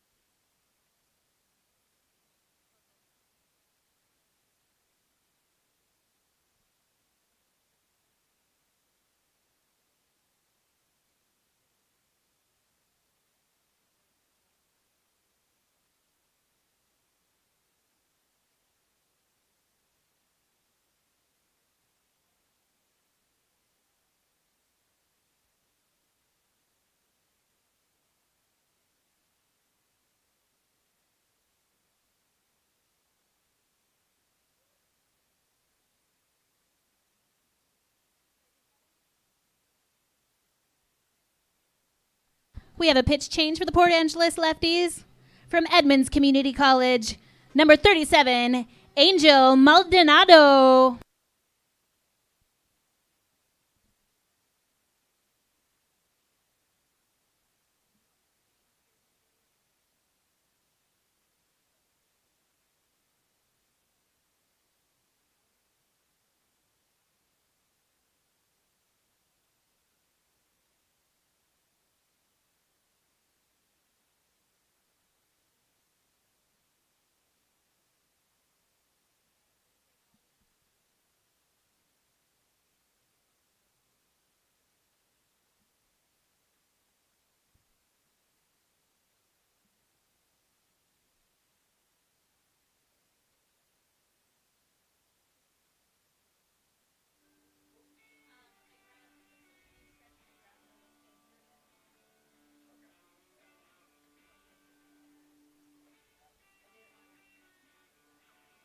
Welcome back, folks, to the top of the 7th inning. It is still a 0-0 ball game. Stepping Leading up to things the off plate here for the Bend Elks, Elks, CJ number Collier, 29, CJ Collier. facing a new pitcher for the Port Angeles Lefties. Angel Maldonado comes into the game, replacing Pfeffer, who pitched 6 shutout innings, only allowing 5 hits and 6 strikeouts. An incredible pitching performance by Pfeffer.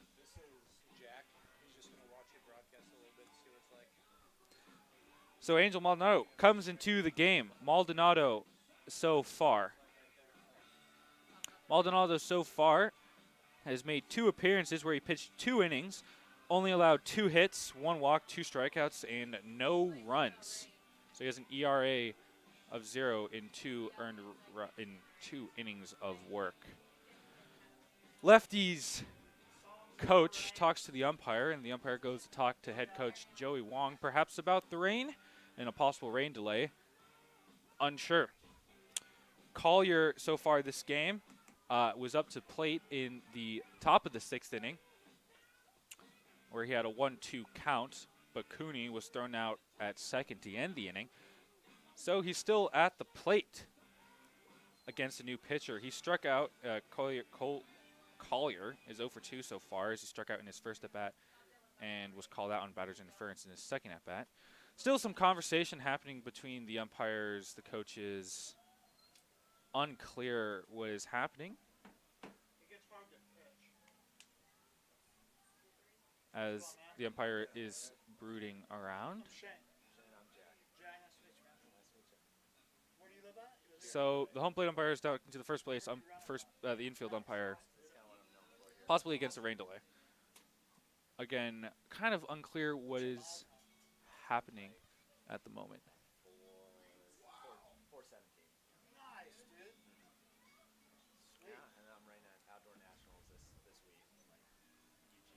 Well, I'm a grinder. I don't run quite that fast. Maybe 8 minutes. Do you follow camping? I follow a lot of runners. The rain is still coming down, and the forecast for Port Angeles says that rainy conditions will continue for the rest of the day.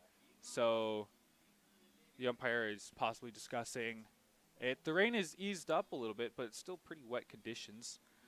Again, they're chatting. I'm still not entirely sure what they're chatting about or why they're taking their time chatting. All the infielders have convened with each other and just talking things over. Collier still at the plate. And the umpires are calling a rain delay. So a rain delay headed into the 7th inning in a 0-0 ball game. So folks, will be in a rain delay. I will update you every 5 minutes of what is happening and update you on what is going on. So hold on tight. We're in an exciting 0-0 ball game headed into the 7th inning. We'll be back in 5 minutes to let you know what is going on.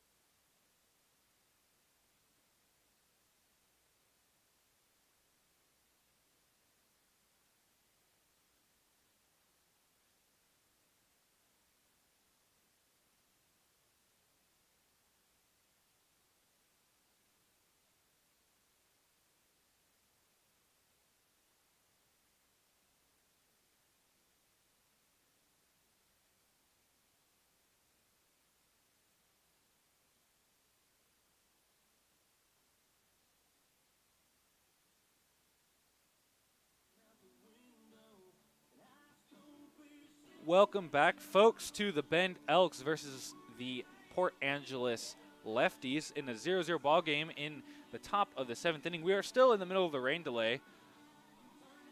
The Port Angeles Lefties have dumped bags of dry dirt on the field and are trying to improve the field conditions here. The rain has eased up a little bit, but is still drizzling. So the rain delay will continue for the foreseeable future.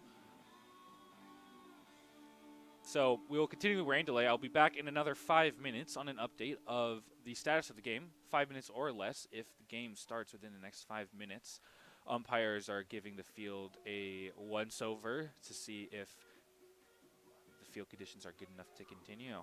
We'll be back in 5 minutes with an update of what is going on. Stay tuned. 0-0 ball game between the Bend Elks and the Port Angeles Lefties.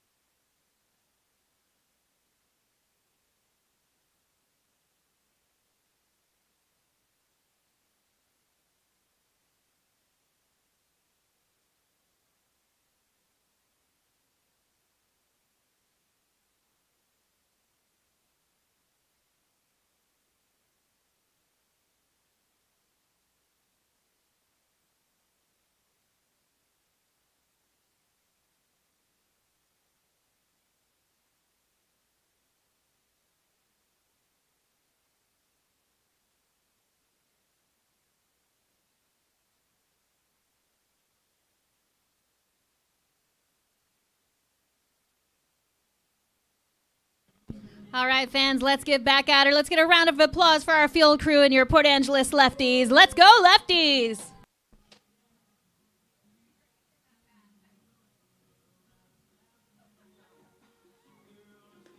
Hello, ladies and gentlemen, listening to Bend Elks versus Port Angeles Lefties. The umpires have signaled to return to this game. It is still sprinkling lightly, but with the forecast seemingly unrelenting, it seems they're trying to finish this game before the rain gets any worse. Bags of dirt were dropped on the first base, in front of the first base, runner's lane, and on the mound, and in the batting circle to dry up the conditions a little bit. We're still in a 0-0 ball game entering the 7th inning. CJ Collier will be leading things off here for the Bend Elks. He is 0 for 2. He struck out swinging, called out on batter's interference, and was batting in the top of the 6th, but Cooney was caught stealing a second base for the final out of the inning, so Collier will return to the plate. New pitcher, again, for the Port Angeles Lefties is Angel Maldonado takes the mound, replacing John Pfeffer. Pfeffer pitched 6 scoreless innings, only allowing 5 hits and striking out 6. So Maldonado looks to continue. All right, back at bat number 29, CJ Collier. Maldonado so far this season has pitched 2 innings. He's pitched 2 innings on 1 appearance, allowed 2 hits, walked 1 and struck out 2, but has allowed no runs. So play resumes and CJ Collier steps up to the plate, and Maldonado out of the stretch deals the first pitch. Fouled straight back for ball 1. Or for strike 1. 0-1 the count.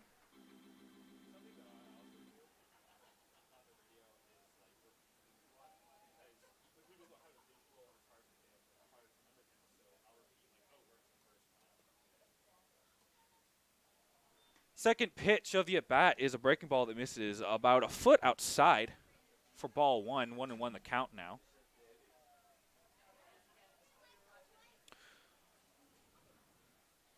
Maldonado deals from the stretch. Fastball in the dirt low for ball 2. 2 balls, 1 strike. No outs, no runners on for Collier. 0-0 ball game in the top of the 7th. Maldonado deals the 2-1. Inside fastball ties up Collier, but he fouls it down into the third base dugout. Evens the count, 2 balls, 2 strikes. There are some mean-looking kids looking into the press box right now with some bat cups, menacingly shaking them at us.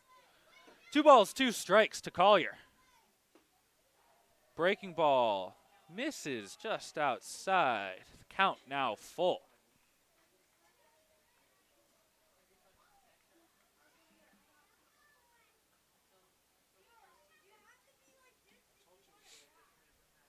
Payoff pitch from Maldonado.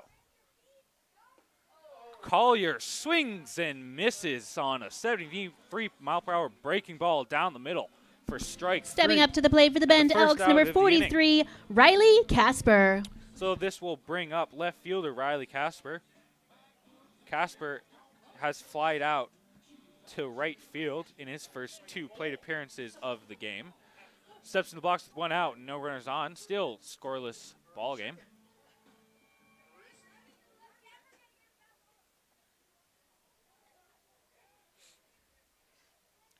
Maldonado deals the first pitch. Way high for ball 1.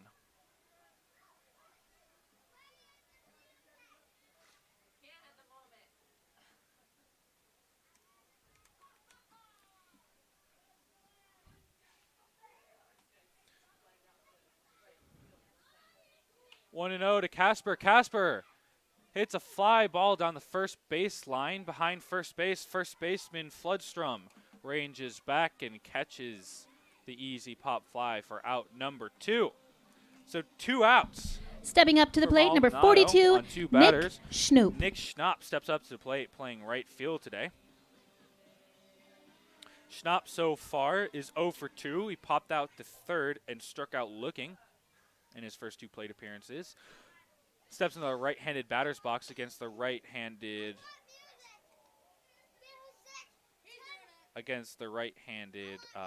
Maldonado. The kids are now invading, demanding that I play music when I have no control over the music in the stadium. The 1-0 from Maldonado is a breaking ball that misses high. 2 balls, no strikes. Oh, he called it a strike? All right, my bad. 1 ball, 1 strike. Schnapp hits a soft grounder to the third base side. Third baseman Munoz charges in, throws it over the first, and Schnapp beats out the throw. A 2-out infield single for Schnapp as he gets his first. Next at bat for the Bend Elks, number day. 2, Elijah Jackson. So 2 outs and a runner on first. Elijah Jackson comes to the plate. Elijah Jackson 0 for 2 today. Grounded out, struck out, and was thrown out by the catcher on an attempted bunt and his second plate appearance in the 5th inning. Comes to the plate, still a scoreless ball game. Maldonado retired the first 2 before allowing an infield single to Schnapp. First pitch from Maldonado. High inside fastball for strike 1. Maldonado coming at us from Mississippi Valley State, where he just finished his sophomore year, originally from Carolina, Puerto Rico. As the second pitch is lined into the right field, right at right fielder Bogue, who ranges over to his right and makes the catch for the 3rd out of the inning. So the Bend Elks. All right, fans, stand up and stretch out with us. It is time for the 7th inning stretch. This one's dedicated to all our little leaguers out there.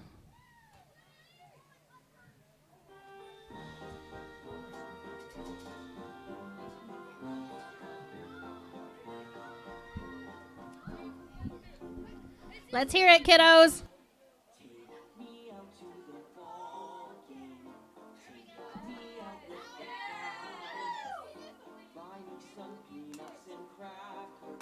If you look up here at the press box, we have a whole show going on over here. Look at this little guy.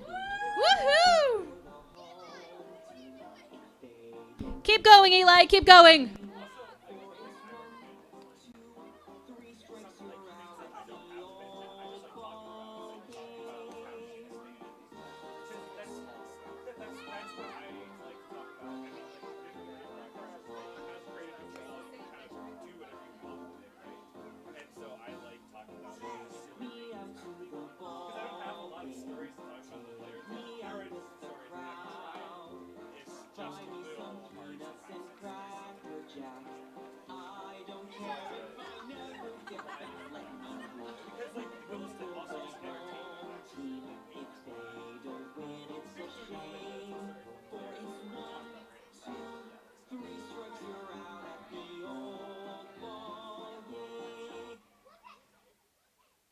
Hope you had a good 7th Next inning at stretch, bat, number folks, and 28 maybe from trying to Tacoma touch your Community toes. College, Ethan Floodstrom. We head into the top of the 7th. Connor Knipp still on the mound. Ethan Floodstrom at the plate, swings at the first pitch and hits one sky high to shortstop Elijah Jackson, who gets under it and makes the catch and then proceeds to drop it on the transfer. But still called it out. So 1 pitch, 1 out to start. Stepping up to the bottom plate of for the your Port 7th Angeles inning. Lefties, number 32, Isaiah Munoz. Isaiah Munoz comes to the plate. He's 0 for 2 with a ground out and a strikeout swinging. Connor Knipp still on the mound, pitching 6 innings of strikeouts. The head coach of the Port Angeles Lefties goes out to talk to the umpire about the possible drop from the shortstop, though it did look from my perspective to be on the transfer. But the head coach is maybe offering a different opinion there. Isaiah Munoz comes to the plate. Connor Knipp still on the mound. He is dealing from the mound today. He's pitched 6.1 innings so far and only allowed 1 hit and has struck out 6, though he has hit 3 batters today. So he's put 4 aboard in 6.1 innings of work. First pitch to Munoz. On a fly ball just to the left of the center fielder. Cooney ranges over to his left and makes the catch. So Stepping up to the plate for your Port Angeles Lefties, 2 number swings, 36 from University 2 of Iowa, outs here in Will the bottom of the 7th. Moeffler. Come on, Will.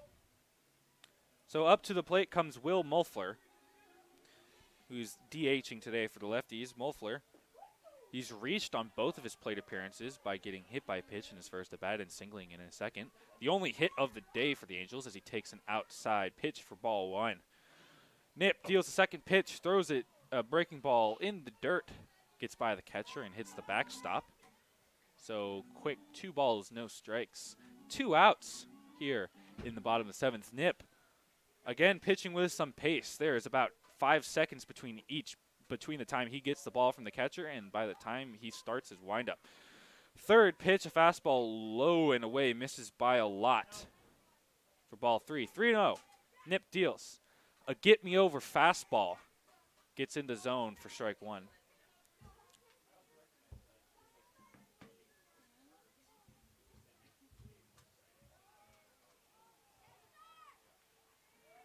Knipp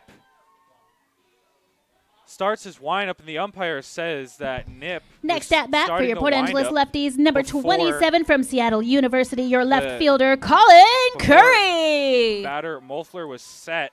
So a ball is awarded, and so a walk for Moeffler. Yeah. Because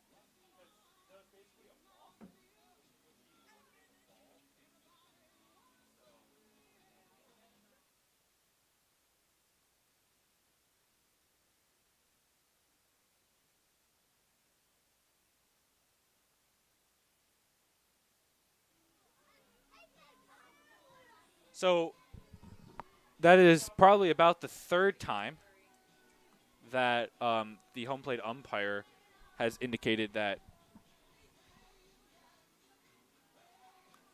Knipp has started his windup too soon. A pinch runner on first base for the Port Angeles Lefties. Jesh Leckley, pinch running. Colin Curry up to the bat. Leckley goes. Ooh. Oh. All right, so the first pitch called a strike.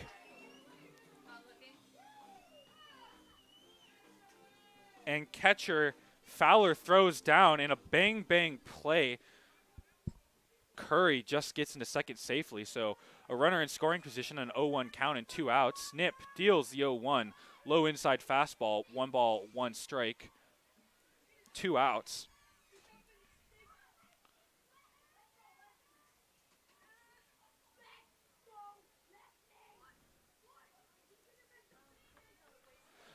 1-1. Curry grounds it straight back to the pitcher, who runs it over to first and underhands it for the third out of the inning. Nip has pitched 7 scoreless innings so far. Only 1 hit, 1 walk, 3 hit by pitches. 0-0 ball game into the 8th inning. Bend Elks looking to break the scoreless tie.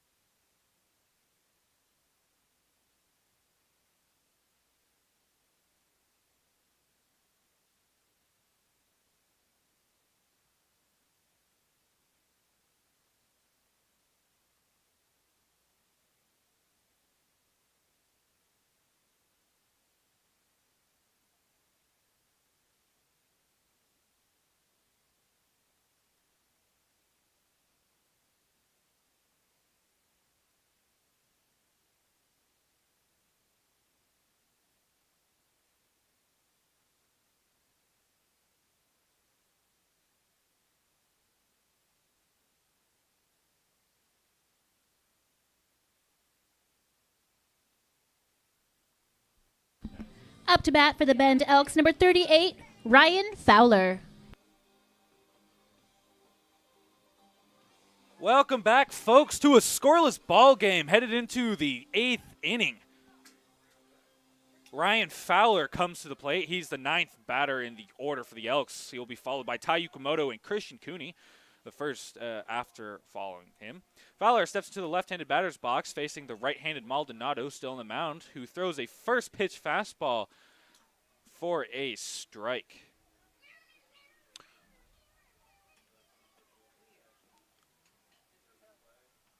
Maldonado's second pitch is another fastball, but misses about a foot outside. 1 ball, 1 strike, the count now. At Mississippi Valley University, Maldonado pitched 9.2 innings as he deals the third pitch. An off speed that misses high, the count now 2-1.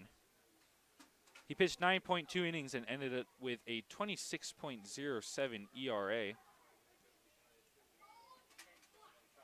as he allowed 28 earned runs in those 9.2 innings. His fourth pitch of the at-bat misses for ball 3. 3-1 the count now to leadoff hitter of the inning, Fowler. Fowler is 1 for 2 as he takes ball 4. So stepping up to the plate, number 3, reaches for the Tai second time Yukamoto. today on 3 plate appearances. And I'll bring up the top of the order, left-handed hitting second baseman Tai Yukamoto. Yukamoto today is 0 for 3. He grounded out and flied out twice. Looks to continue the Elks getting on base. As he takes a first pitch outside fastball for a ball. 1-0 the count now to Yukamoto. Yukamoto swings at the second pitch, a fastball down the middle, and hits a fly ball straight to the center fielder, Tate, who makes a little bit of an off Next read, at bat, but number runs 23, in Christian and dives Cooney. to make the catch for out number 1. So 1 out and 1 runner on brings up Christian Cooney. Christian Cooney is 2 for 3 in his season debut. With a strikeout in his first plate appearance, but 2 singles thereafter. The right-handed Cooney faces the right-handed throwing Maldonado. First pitch to Cooney Off speed, catches the outside of the strike zone for strike one. 0-1 the count now.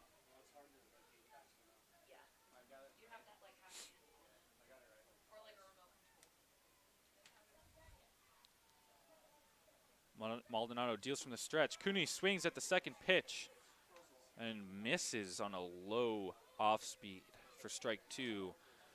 No balls, 2 strikes, 1 out, 1 runner on in a scoreless ball game in the top of the 8th inning.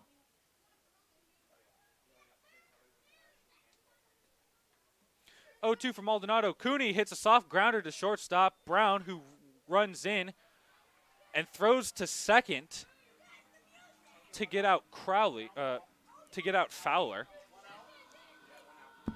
Next at bat, number 13, Paul Myro. So with 2 outs and a runner still on first, up to the plate comes Paul Myro, the third baseman for the Elks today. Myro today is 1 for 3. He singled in his first at bat, then struck out and flew out to right field as he takes a first pitch. Off speed, low and away for strike one.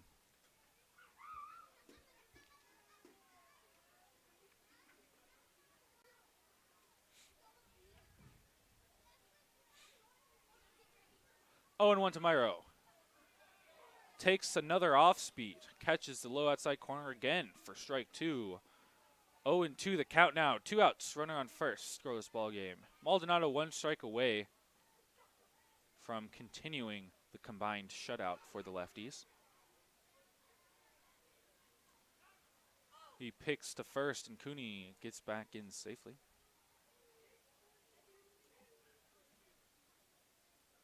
Count remains 0-2.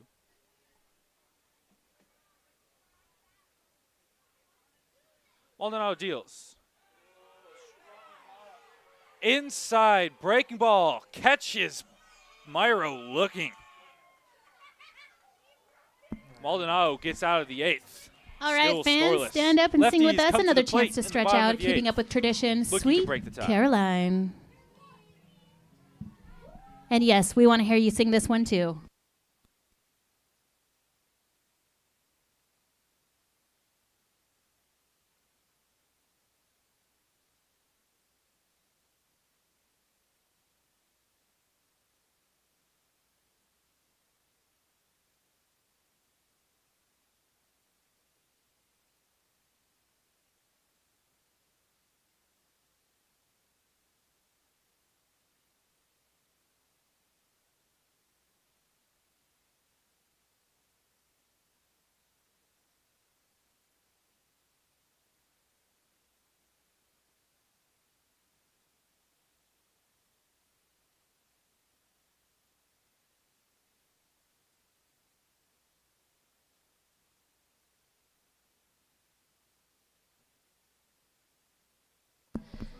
Pitch change for the Bend Elks, number 40, Grant Ferris.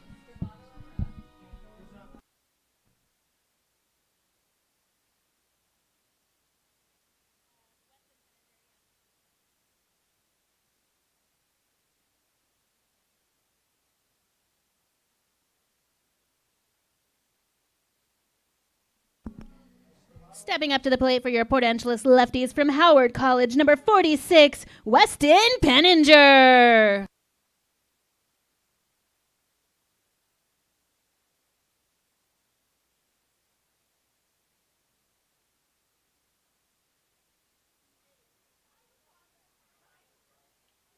New pitcher for Bend Elks. Deals a first pitch low fastball, which misses for ball 1. Grant Ferris, a left-handed dealer, a commit to Washington State University. Throws a second pitch. A fastball catches the outside of the plate for strike one. 1-1 the count now. Faces his first batter of the evening, Weston Penninger, the catcher for the Lefties. Penninger is 0 for 2 so far. Flied out to right and struck out swinging as he takes another outside fastball, this time just off the plate for ball 2. 2-1 the count now.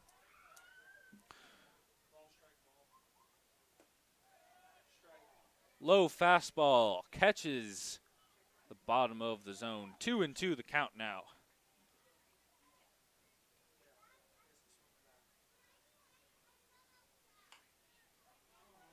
Penninger is tied up on an inside fastball and grounds it softly to third baseman Myro, who charges in and throws it over to first for the first out of the inning. So Grant Ferris retires his first batter of the day, and will now face Next at bat, the number 9 26 batter. from Edmonds Community College, Mason Persons. Mason Persons playing second base. He's also 0 for 2. Struck out looking and grounded out to third in his first 2 plate appearances. Ferris comes in for Nib, who pitched a gem today. 7 innings pitched, only allowing 1 hit, but did walk 1 and hit 4 batters and had 6 strikeouts, as Ferris's first pitch misses outside for ball 1.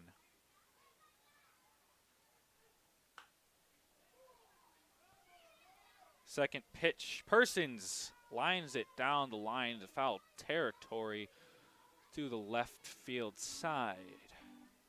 Count now, 1 ball, 1 strike.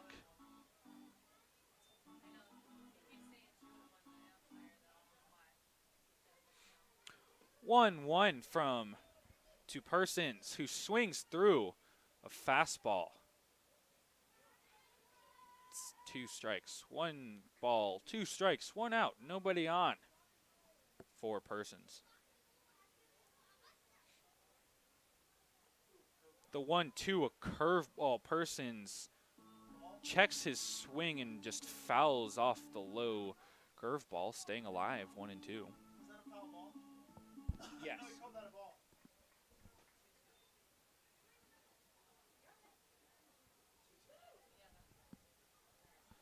My apologies. 2-2 the count now.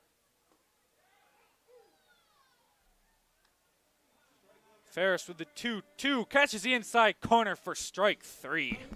Next at bat for your Brings Port up Angeles Lefties, Persons number looking. 9 from Cal Poly San So Luis 2 Obispo, up, your shortstop, 2 Kemet down. Top of Brown. the order comes on for the Lefties. Switch hitting Kemet Brown, now hitting from the right side for the first time today against left-handed throwing Ferris. As Ferris deals the first pitch, a curveball. Catches the inside for strike 1. Brown today is 0 for 2, reaching once on a hit by pitch. As he takes a second pitch, another breaking ball in the dirt, evens the count to 1-1. Brown struck out in his first at bat, was hit by pitch in the third inning, and grounded out to the pitcher as he rips a line drive into left field. Casper gets the ball after 1 hop, and Kemet Brown gets a 2-out single. His first hit of the day. Next at bat for your Port And with Angeles 2 Lefties outs, from the 1 on University line, of still Notre scores Dame, your ball center game. fielder, Golden number Tate comes 15, to bat. Golden Tate. Tate so far today 0 for 2 on a ground out and a strikeout, but reached once on a hit by pitch in the 6th inning. Kemet Brown got the second hit of the day for the Lefties, and is now lefty versus lefty at the plate. First pitch, a low outside fastball. It's too low for ball 1.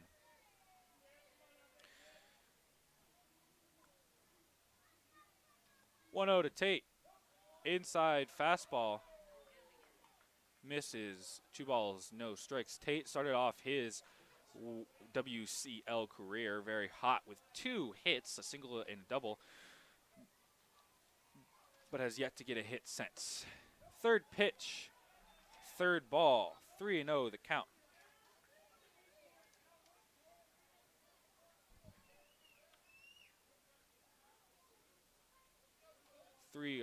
Count to Tate.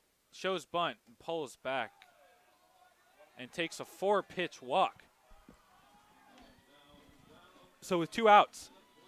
Stepping up to the plate for Ferris your puts Port the Angeles second runner Lefties on. from Cal State San Bernardino, your right And fielder, the number go-ahead 5, run here Derek in the bottom of Bogue. the 8th is now in scoring position.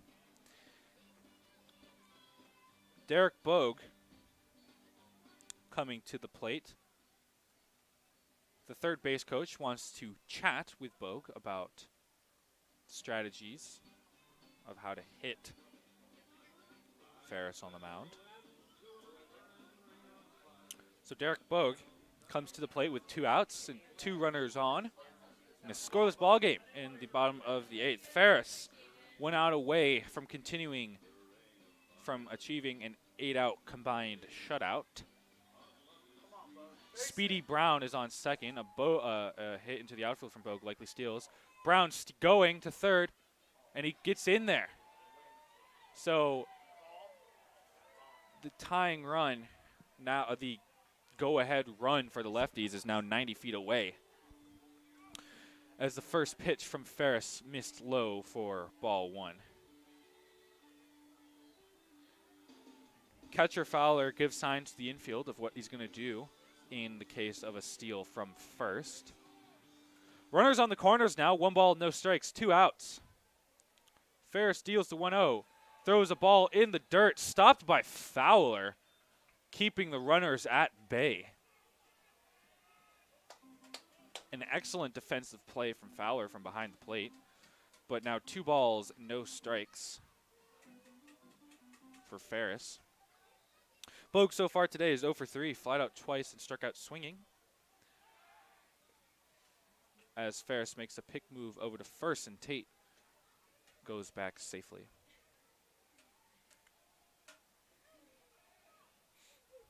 So far this inning, Ferris got the first 2 batters as he deals the 2-0, an inside low fastball that the umpire calls a ball. Count now 3-0. Ferris got the first 2 batters out on a ground out and a strikeout, but has since led a single and a walk, is in danger of loading the bases with a 3-0 count as he throws a get-me-over fastball for the first strike. The count now 3-1 to Bogue. Critical at bat here for the Lefties. Opportunity to take the lead here in the bottom of the 8th. Tate goes from first, but the pitch is inside, and Ferris loads the bases. This brings up Ethan Floodstrom. Next at bat for your Port Angeles First Lefties from Tacoma Community College, your first baseman, number 28, Ethan Floodstrom. Ethan Floodstrom comes in, steps into the left-handed batter's box, but pitching coach Danny Salz calls time and walks to the mound, looking to calm down his pitcher, Ferris.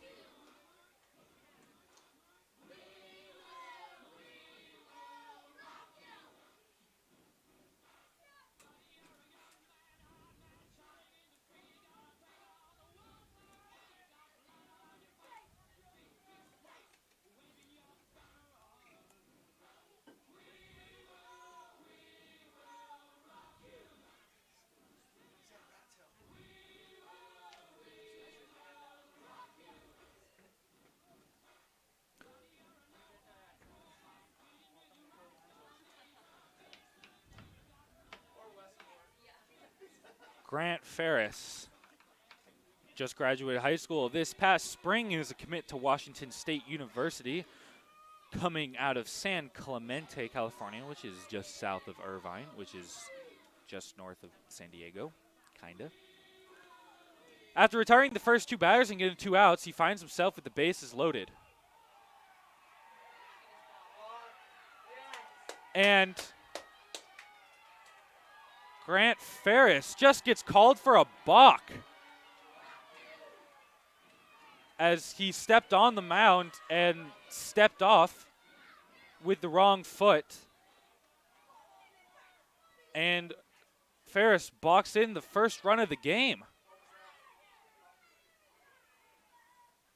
So on a 2-out balk, the Lefties now lead 1-0 in the bottom of the 8th. Ferris's first pitch, breaking ball outside, misses. His second pitch is a fastball, which also misses low and away. 2-0 count to Floodstrom. Runners on second and third now. Third pitch, outside fastball, catches the corner. 2 balls, 1 strike now. 2-1 count to Floodstrom. Ferris deals. Fastball outside, fouled off to the left side. Deuce is wild now. 2 balls, 2 strikes, 2 outs, 2 runners on, second and third. for the left-handed hitting Floodstrom against left-handed Ferris, who deals the 2-2. Breaking ball misses just inside. Full count now with 2 outs. Payoff pitch with 2 outs in the bottom of the 8th. Floodstrom pulls it foul into the first base dugout, keeping the at-bat alive. Runners on second and third for the lefties. Ferris looking to end the inning. Winds up and deals a wild, low and outside fastball. He walks a third. Stepping up to the plate for your Port Angeles Lefties from University of Hawaii, your third baseman, number 32, Isaiah Munoz. Isaiah Munoz comes to the plate now with the bases loaded and 2 outs. Lefties up by 1. Head coach Joey Wong decides to make a pitching change. That'll be the end of the day for Ferris after getting 2 outs and blocking in a run. Pitching change will be back after the pitching change. In a 1-0 game, lefties lead by 1 in the bottom of the 8th.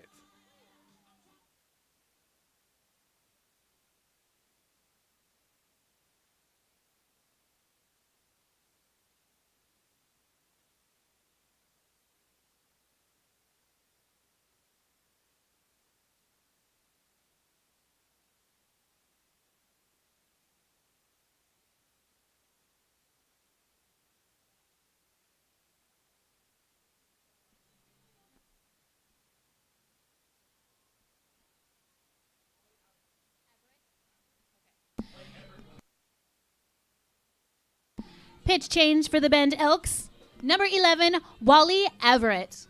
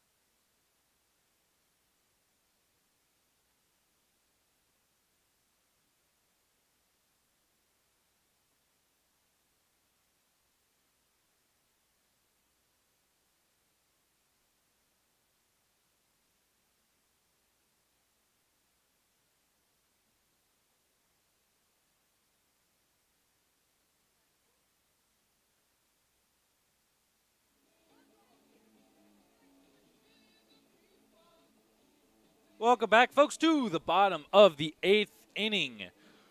Port Angeles Lefties lead 1-0 off a bases loaded balk. New pitcher for the Bend Elks is Wally Everett, a right-handed dealer. Comes in with 2 outs, facing as he deals the first pitch, a breaking ball missing outside. As he faces Isaiah Munoz with the bases loaded and 2 outs. Everett looking to get out of this inning. Deals the second pitch, a grounder to the right side. Yukamoto dives, gets it, and throws him out at first!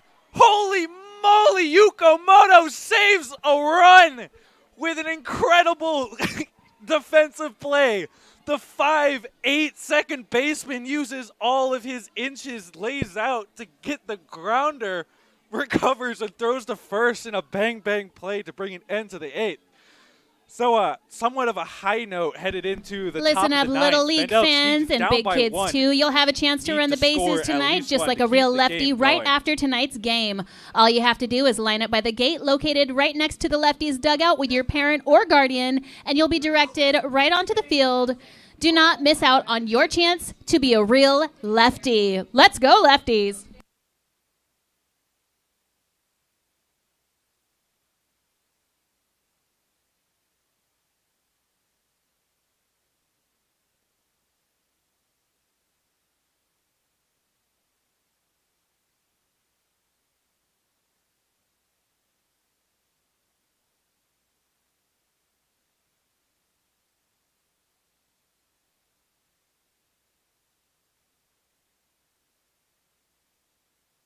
And please do remember, baseball fans, we work really hard to keep our grandstands clean, so make sure you pick up all your garbage in your surrounding area. We do appreciate it. Like a true Northwesterner, pack it in, pack it out.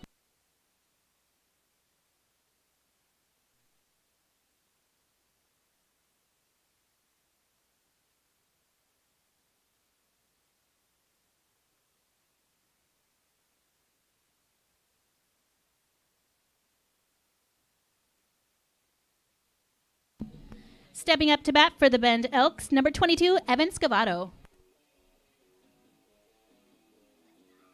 Welcome back, folks, to the 9th inning. Port Angeles has 1 run. The Bend Elks have 0. They need to score at least 1 to keep this game alive and their chances of winning alive. Maldonado still on the mound, dealing to Evan Scavato at the plate. First pitch, breaking ball, drops into the zone. I lied. It's a fastball right down the middle for strike 1. 0-1 the count now to Scavato. Wally Averett. Second pitch misses outside. The count now 1-1. Wally Averett brought into the game for the Bend Elks. Gets the critical last out of the inning on an incredible defensive play by Tai Yukamoto. And now we find ourselves in the top of the 9th. Scavato swings on the third pitch, hits a choppy grounder to third base, who fields it cleanly and throws it over for the first out of the inning.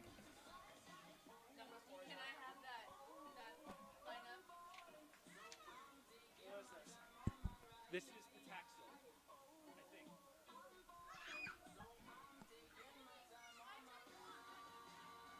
Yeah, this is Ben Petaxil. Stepping up to the plate for the Bend Elks, Evan Petaxil. Ben. Okay. Number 4, Ben Petaxil. Third base. So pinch hitter for the Bend Elks, Ben Petaxil. Pinch hitting for CJ Collier. Petaxil made his season debut yesterday.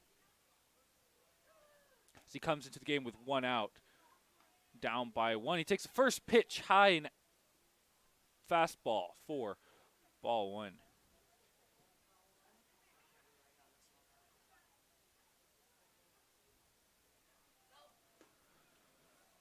Second pitch, fastball misses outside, 2-0.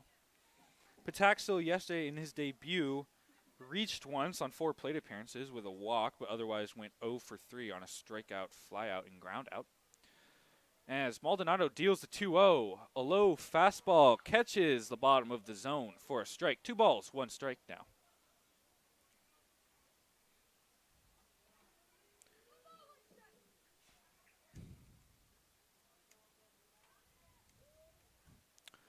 Two and 1 from Maldonado. Inside fastball, just too inside. Count falls to 3-1.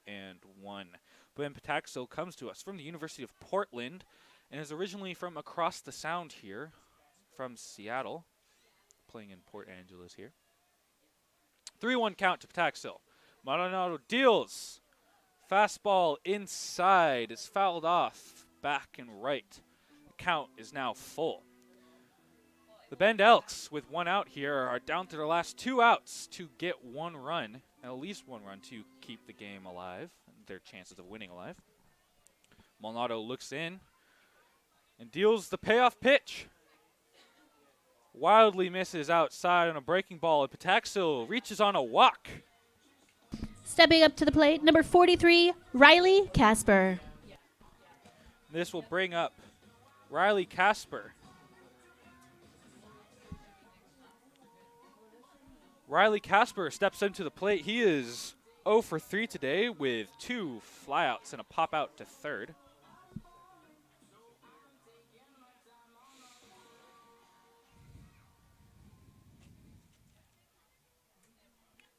As he comes on with 1 out and the tying run on first. As he takes an inside fastball low for ball 1. Casper is running a bit cold on offense in this series so far, and he went 0 for 4. in game 1 and has so far gone 0 for 3. So 0 for 7 on the series in total. Takes another inside fastball, which nearly hits Casper. It's about a foot inside, yet the umpire called it a strike. A vamp. He must have just missed that one because it legitimately almost hit Casper. So 1 ball, 1 strike, the count now. Casper swings at the third pitch and hits a high fly ball down the right field line, and it drops in. The right fielder laid out for it, but it was unable to make the catch. Bogue. There was a convening of the second baseman, first baseman. Next at bat, number and right 42, fielder. Nick Schnapp. I lied. It wasn't Bogue. It's the second baseman who laid out for it, Persons, and he was unable to bring it in. So an E4 puts the second runner on, and Nick Schnapp comes to the plate with the tying run on second with 1 out here in the top of the 9th inning. Head coach for the Lefties comes out to the mound to talk with the pitcher. So it looked like Casper was about to go 0 for 4 on the day with his third flyout to right field, but it was just hit into a Bermuda triangle of players. None of the 3 were able to make the catch. Are you talking about the batter? Oh.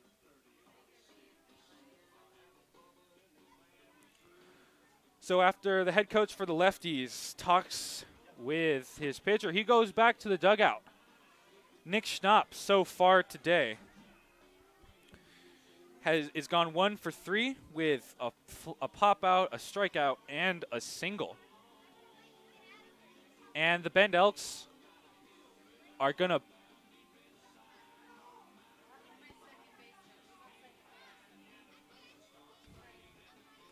put in a pinch runner. Number 8, Cooper Witten. Cooper Witten will go to pinch run for We have a pinch runner coming in, number 8, Cooper Winton. Witten normally plays center, is a speedy center fielder. The Bend Elks.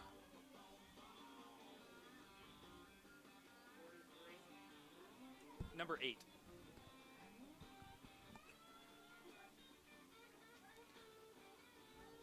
Put some speed on second base and in scoring position. So Nick Schnapp with a critical at-bat here. Maldonado finds himself in a bit of a jam, looking for a double play to get out of to end the game. First pitch to Schnapp. Schnapp fouls it off his lead leg for strike 1.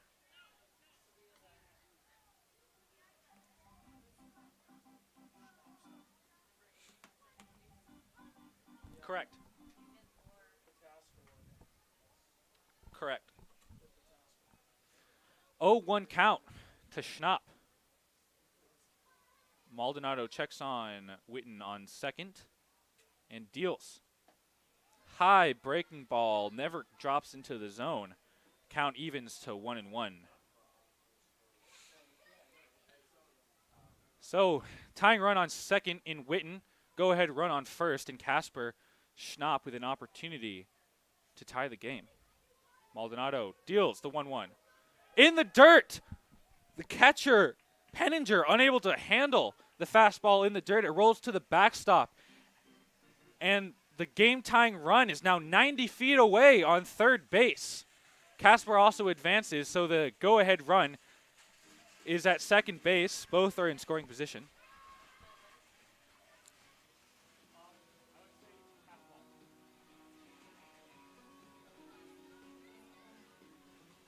So 2 balls, 1 strike, 1 out. Runners on second and third for Nick Schnapp.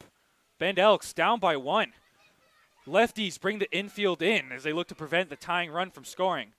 2-1 to Schnapp. Another ball in the dirt, but Penninger is able to pick it. The count now 3-1 to Schnapp.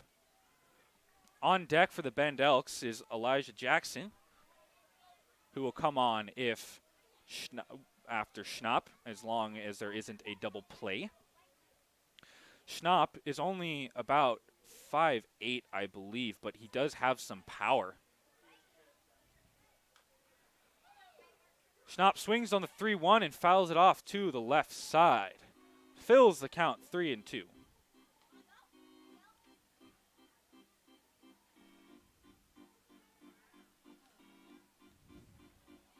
I lied. Nick Schnapp is 5'11", not 5'8". But still, for such a small frame, he does pack some punch in his swing. Payoff pitch from Maldonado. Schnapp hits a grounder. It gets by the shortstop, Komet Brown. Witten scores from third. Casper's running in from second. And he's safe. The Bend Elks take a lead on a Nick Schnapp double up the middle.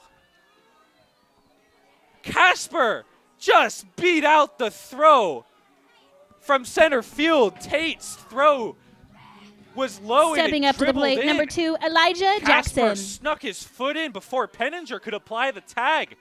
Nick Schnapp gets his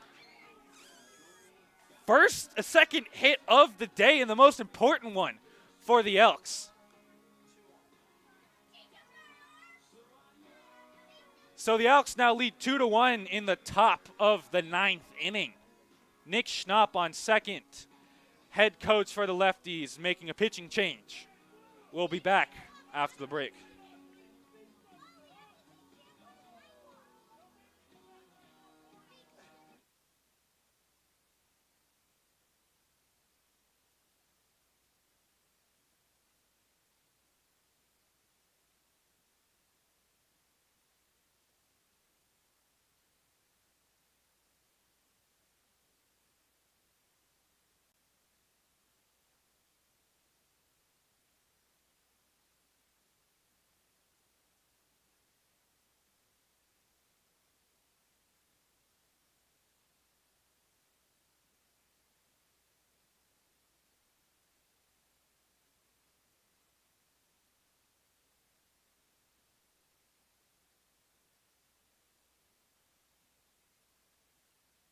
Now pitching for the Port Angeles Lefties from New Mexico Military Institute, number 10, Megam Fukuda.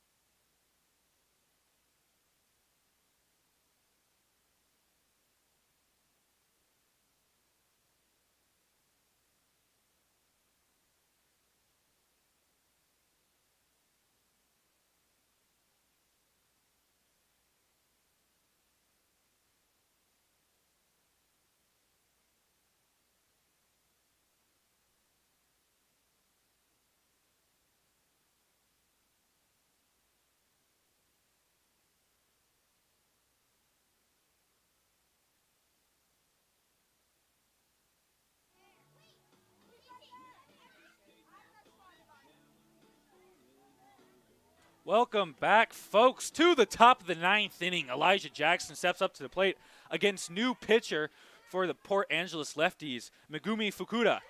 Comes to the mound. The Elks now lead by 1. Comes to the mound with 1 out and a runner on second. His first pitch to Jackson misses way high for ball 1.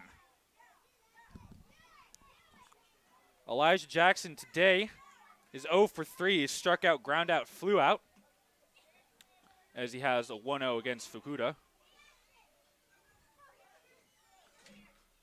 Checks on the runner on second and deals. Second pitch, a little bit lower, but still too high for ball 2. Fukuda comes from the New Mexico Military Institute, originally from Takarazuka, Japan. My apologies for that pronunciation. So far in the WCL this season, he's made 6 appearances, pitched 5.2 innings as he prepares to deal the 2-0. Deals from the stretch. Throws his third pitch in the dirt. 3-0 the count now from Fukuda. Fukuda has made 6 appearances. He's pitched 5.2 innings. He's allowed 2 hits, 3 runs, only 2 of them earned though. Has walked 6 and struck out 4. And overall, through those 5.2 innings, has a 3.18 ERA. So a 3-0 to Jackson. Fukuda deals. A low ball misses, and Jackson takes a 4-pitch walk. Runners on first and second now for the Bend Elks. Will bring up catcher Ryan Stepping Fowler. up to the plate, Ryan number Fowler 38, Ryan twice Fowler. in his season debut so far on 3 plate appearances. He singled, struck out, and walked as he comes into the game with the Elks up 1. And runners on first and second with 1 out. Fowler steps into the left-handed batter's box against the right-handed throwing Fukuda. As Fukuda checks on Schnapp on second and deals the first pitch and throws it a 55-footer that gets by Penninger. For ball 1 in the runner's advance, Schnapp moves from second to third and Jackson moves from first to second. The count's 1-0. The Elks have waited until the 9th inning to do scoring, as they had not scored in the previous 16 innings since the first inning in game 1. You guys have a Sharpie? No? The catcher Penninger goes out to talk to his pitcher Fukuda, perhaps calm him down a little bit. The Bend Elks so far to start this inning were led off by Pataxil, were led off by Scavato, who grounded out, but then Pataxil took a walk. Casper reached on an error by the second baseman in short right field. And then the runners were moved over to second, third on a pass ball, and then Schnapp hit a grounder by the shortstop to drive in 2 runs. Fukuda takes a bit of time on that pitch as he held up with his knee up. Who paused with his knee up and dealed and throws another ball. 2 balls. That's 6 straight balls from Fukuda. With runners on second and third now. Infield in for the Lefties. Fukuda pauses in the air again. A grounder right to the third baseman, who fields it, throws it over to first, and throws out Fowler at first. But Schnapp scores from third, and Jackson moves from second to third. So the Bend Elks score 1 Stepping up and to now the lead plate, by Tai 2. Yukamoto. The Lefties, though, have 2 outs now on a weak grounder by Fowler to third. Top of the order now for the Elks. Tai Yukamoto comes to the plate. He's 0 for 4 today with 3 flyouts and a ground out. Steps into the left-handed batter's box against the right-handed Fukuda, who throws a first pitch ball, a fastball low and inside. 2 outs, runner on third. Yukamoto looking for his first hit of the day. Fukuda's second pitch, a nasty breaking ball. Trails inside to Yukamoto for a strike, 1-1.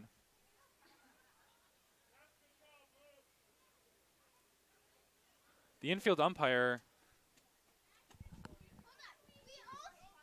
goes to talk to Joey Wong, seemingly to tell the Bend Elks players in the third base dugout to calm down their hee-hawing, as they've been chirping the pitcher. 1-1 to Yukimoto with 2 outs in the top of the 9th. Breaking ball misses way high. 2 balls, 1 strike now.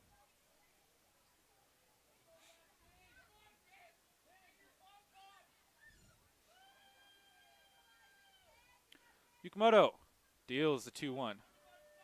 Throws it in the dirt. It gets by Penninger and rolls to the backstop, and Jackson scores standing up from third. So a passed ball.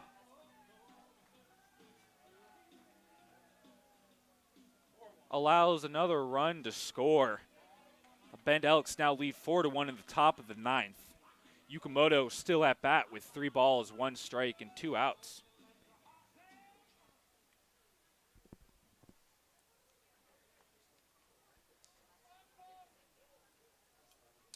(3-1) to Yukimoto. Fukuda deals. A fastball slips out of his hand and hits the backstop about 20 feet up and walks Yukimoto. And the head coach for the Portland Lefties signals a pitching change. Fukuda gets 1 out, but is gonna get yanked after a couple wild pitches. We'll be back after the pitching break. Bend Elks lead 4-1 in the top of the 9th.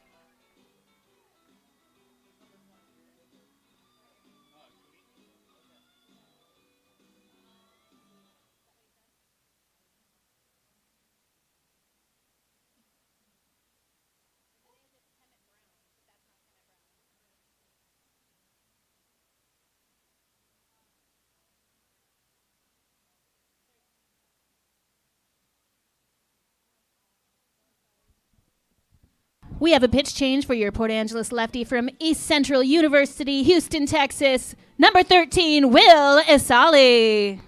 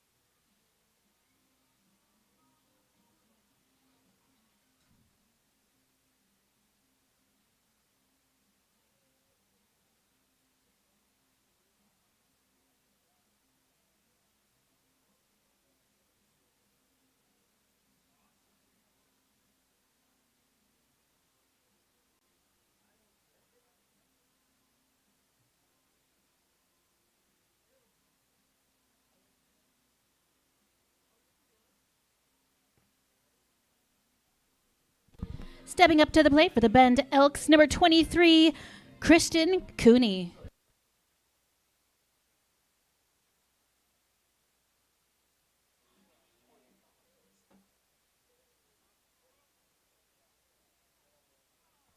Welcome back to the top of the 9th inning. Christian Cooney at plate facing a new Lefties hurler who throws a first pitch fastball for a strike. 0-1 the count now. Second pitch catches the bottom of the zone for strike 2. Cooney not happy with that call. Steps out of the box. The pitcher for the Port Angeles Lefties is Will Isali.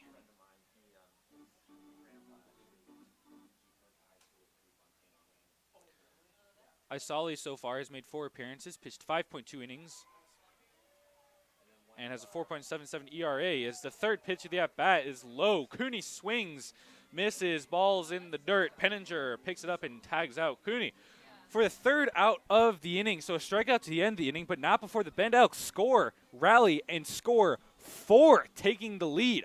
We head to the bottom of the 9th. Lefties need 3 runs to keep the game going.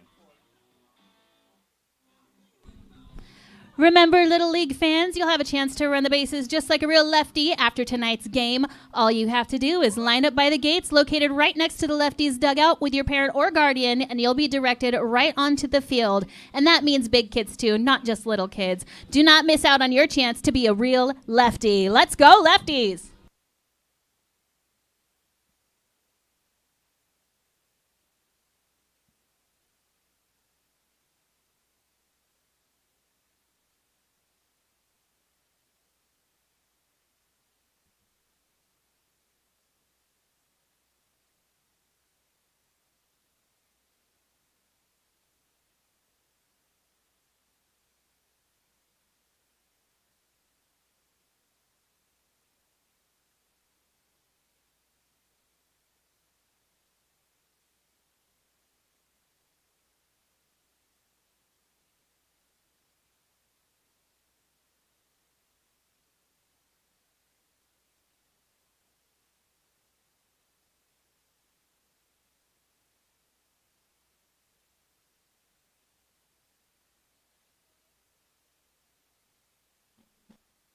Stepping up to the plate for your Port Angeles Lefties, number 16 from New Mexico Military Institute, B.Y. Choi. Welcome back, folks, to the bottom of the 9th inning. Wally Everett still on the mound for the Elks. Deals a first pitch outside. Fastball catches the corner for strike 1. Bend Elks lead 4-1 versus the Port Angeles Lefties. Up to plate is B.Y. Choi, who steps into the left-handed batter's box and fouls the second pitch back for strike 2. Choi yesterday pinch hit and got a single in the 8th inning for the Lefties. Otherwise, on the year, Choi is hitting .324, 12 hits and 37 at-bats. As Everett deals the 0-2. Choi hits a line drive into the right center gap. It drops. Right fielder Schnapp picks it up and throws it in. And a leadoff single from B.Y. Choi.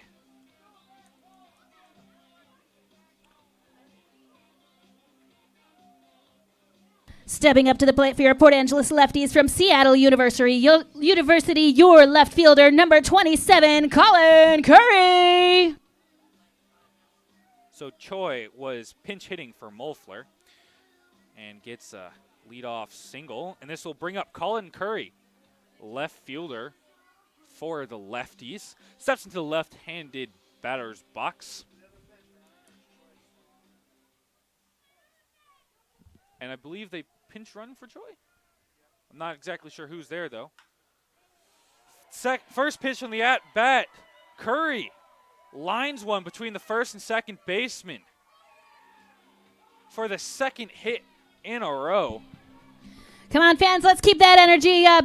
Next up to bat for your Port Angeles Lefties from Howard College, your catcher, number 46, Weston Penninger. This brings up Weston Penninger, who had a little bit of trouble behind the plate in the top of the 9th inning, leading to some scores, additional scores from the Bend Elks. He comes to the plate representing the tying run.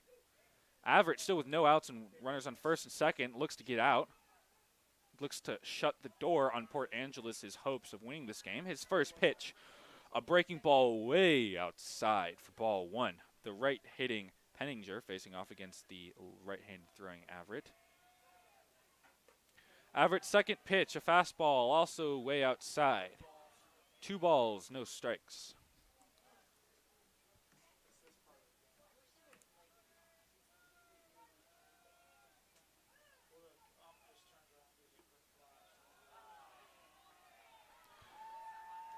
Third pitch misses low and away. 3 straight balls. 3-0 the count.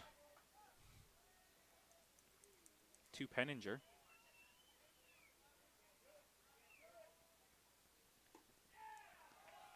So a 4-pitch walk as Everett's fastball misses way outside, and he puts the tying run on. All right, Lefties fans, bases are loaded and up to bat for your Port Angeles Lefties. Number 26, your second baseman from Edmonds Community College, Mason Persons. Mason Persons is 0 for 3 today with 2 strikeouts. He represents the go-ahead run with no outs in the bottom of the 9th. Bases loaded. Everett allowed a single to Choi and a single to Peninsula, and Persons comes to the plate and takes a first pitch fastball outside in the zone for strike 1. Do we know the pinch runner? Yeah, it is. I totally missed it. 0-1 from Everett. Breaking ball way outside, but Persons swings. Tries to check it, but it goes around for strike 2. 0-2 the count. 2 quick strikes from Everett. Who's the pinch runner again? Riley Parker. 0-2 to Persons. Persons fouls one off. Straight back, staying alive. Sorry, who? Riley Parker.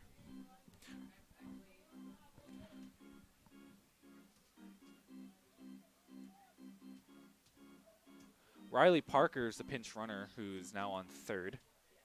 Pinch ran for Choi after Choi hit the single. 0-2. Persons hits a sky-high infield pop-up, ruled an infield fly, so an automatic out. Elijah Jackson gets under it, nevertheless, and makes the catch for the first out of the inning. Stepping up to the plate for your Port Angeles Lefties from Cal Poly San Luis Obispo, your shortstop, number 9, Kemet Brown. If he never gets another at-bat. This brings the top of the order, Kemet Brown, who's reached twice on 4 plate appearances and is 1 for 3. With a single strikeout and ground out, and then got hit by pitch. He steps in the left-handed batter's box as a switch hitter against the right-handed throwing Everett. First pitch, an inside fastball, misses for ball 1. 1 ball, no strikes, the count now. Bend Elks lead by 3. Kemet Brown at home plate represents the go-ahead run as he swings and hits a grounder into right field. Schnapp fields it quickly and throws it in. But Brown gets an RBI single to cut the lead to 2. Let's go, Lefties! Each of the runners move up 1 base as Brown gets his second hit of the day, a critical one.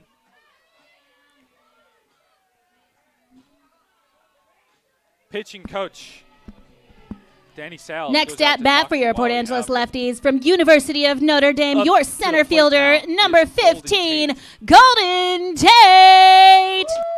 Golden Tate so far has reached twice on 4 plate appearances with a hit by pitch and a walk. Let's hear it, fans. Let's go, Lefties. Struck out. He comes to the plate. Let's go, Lefties. With an opportunity to end Let's the game go, one Lefties. way or another. The tying run for the Lefties is on second. The winning run is on first. He comes to the game with 1 out. Everett and the Elks are looking for a game-ending double play, while Tate and the Lefties are looking to continue this 9th inning rally to tie or walk it off. Bend Elks 4, Port Angeles Lefties 2, 1 out, bases loaded. Golden Tate at the plate, Wally Everett deals. Tate rips one high into foul territory over the grandstands for strike 1. 0-1 the count now.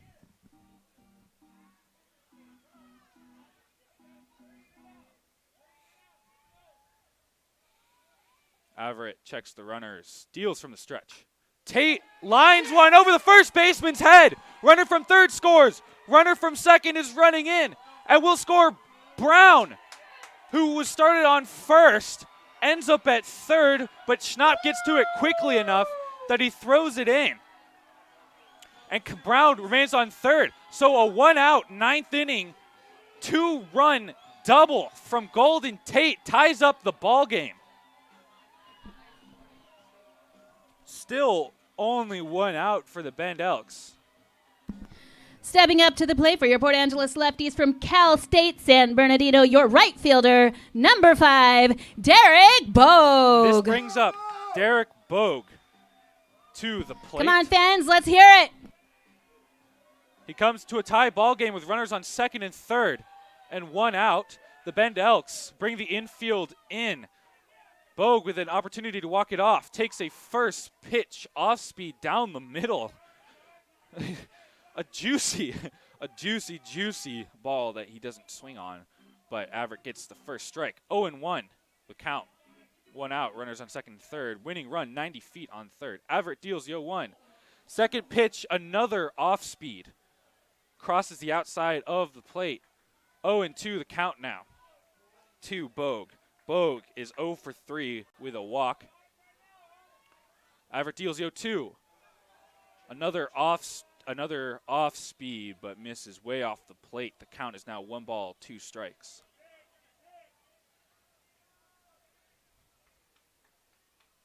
Averitt looks in for the pitch. 1-2 from Averitt. Breaking ball high in the zone. Bogue fouls it straight back. The count remains 1 ball, 2 strikes.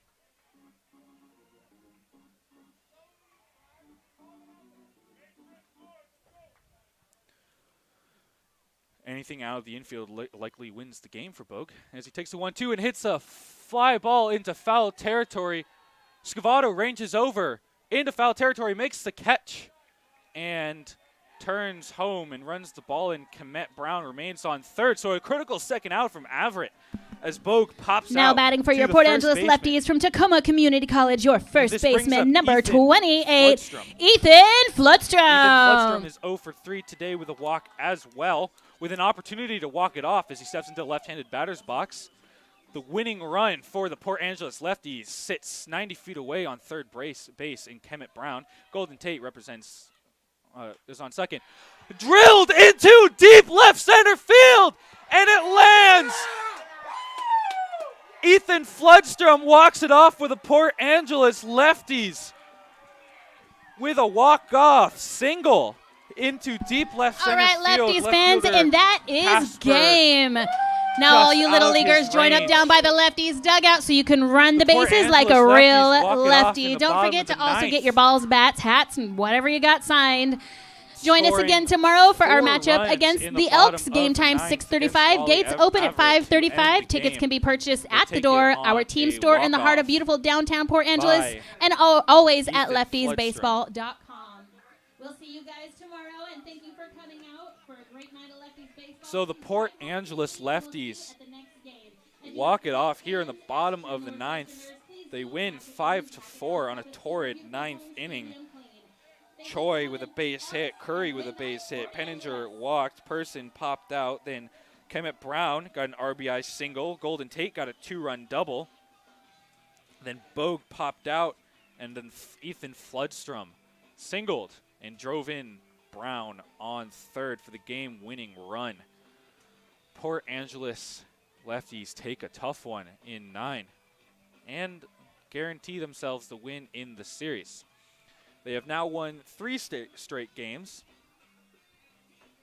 They've now won 3 straight games as they take this game 5-4. Port Angeles Lefties 5, Bend Elks 4. That'll be it from us here, from me, Jake Pacino, in the broadcast booth. Thank you for listening in a hotly contested Game 2. We'll be back here for the final game of the series tomorrow at 6:35 on Thursday, June 16th.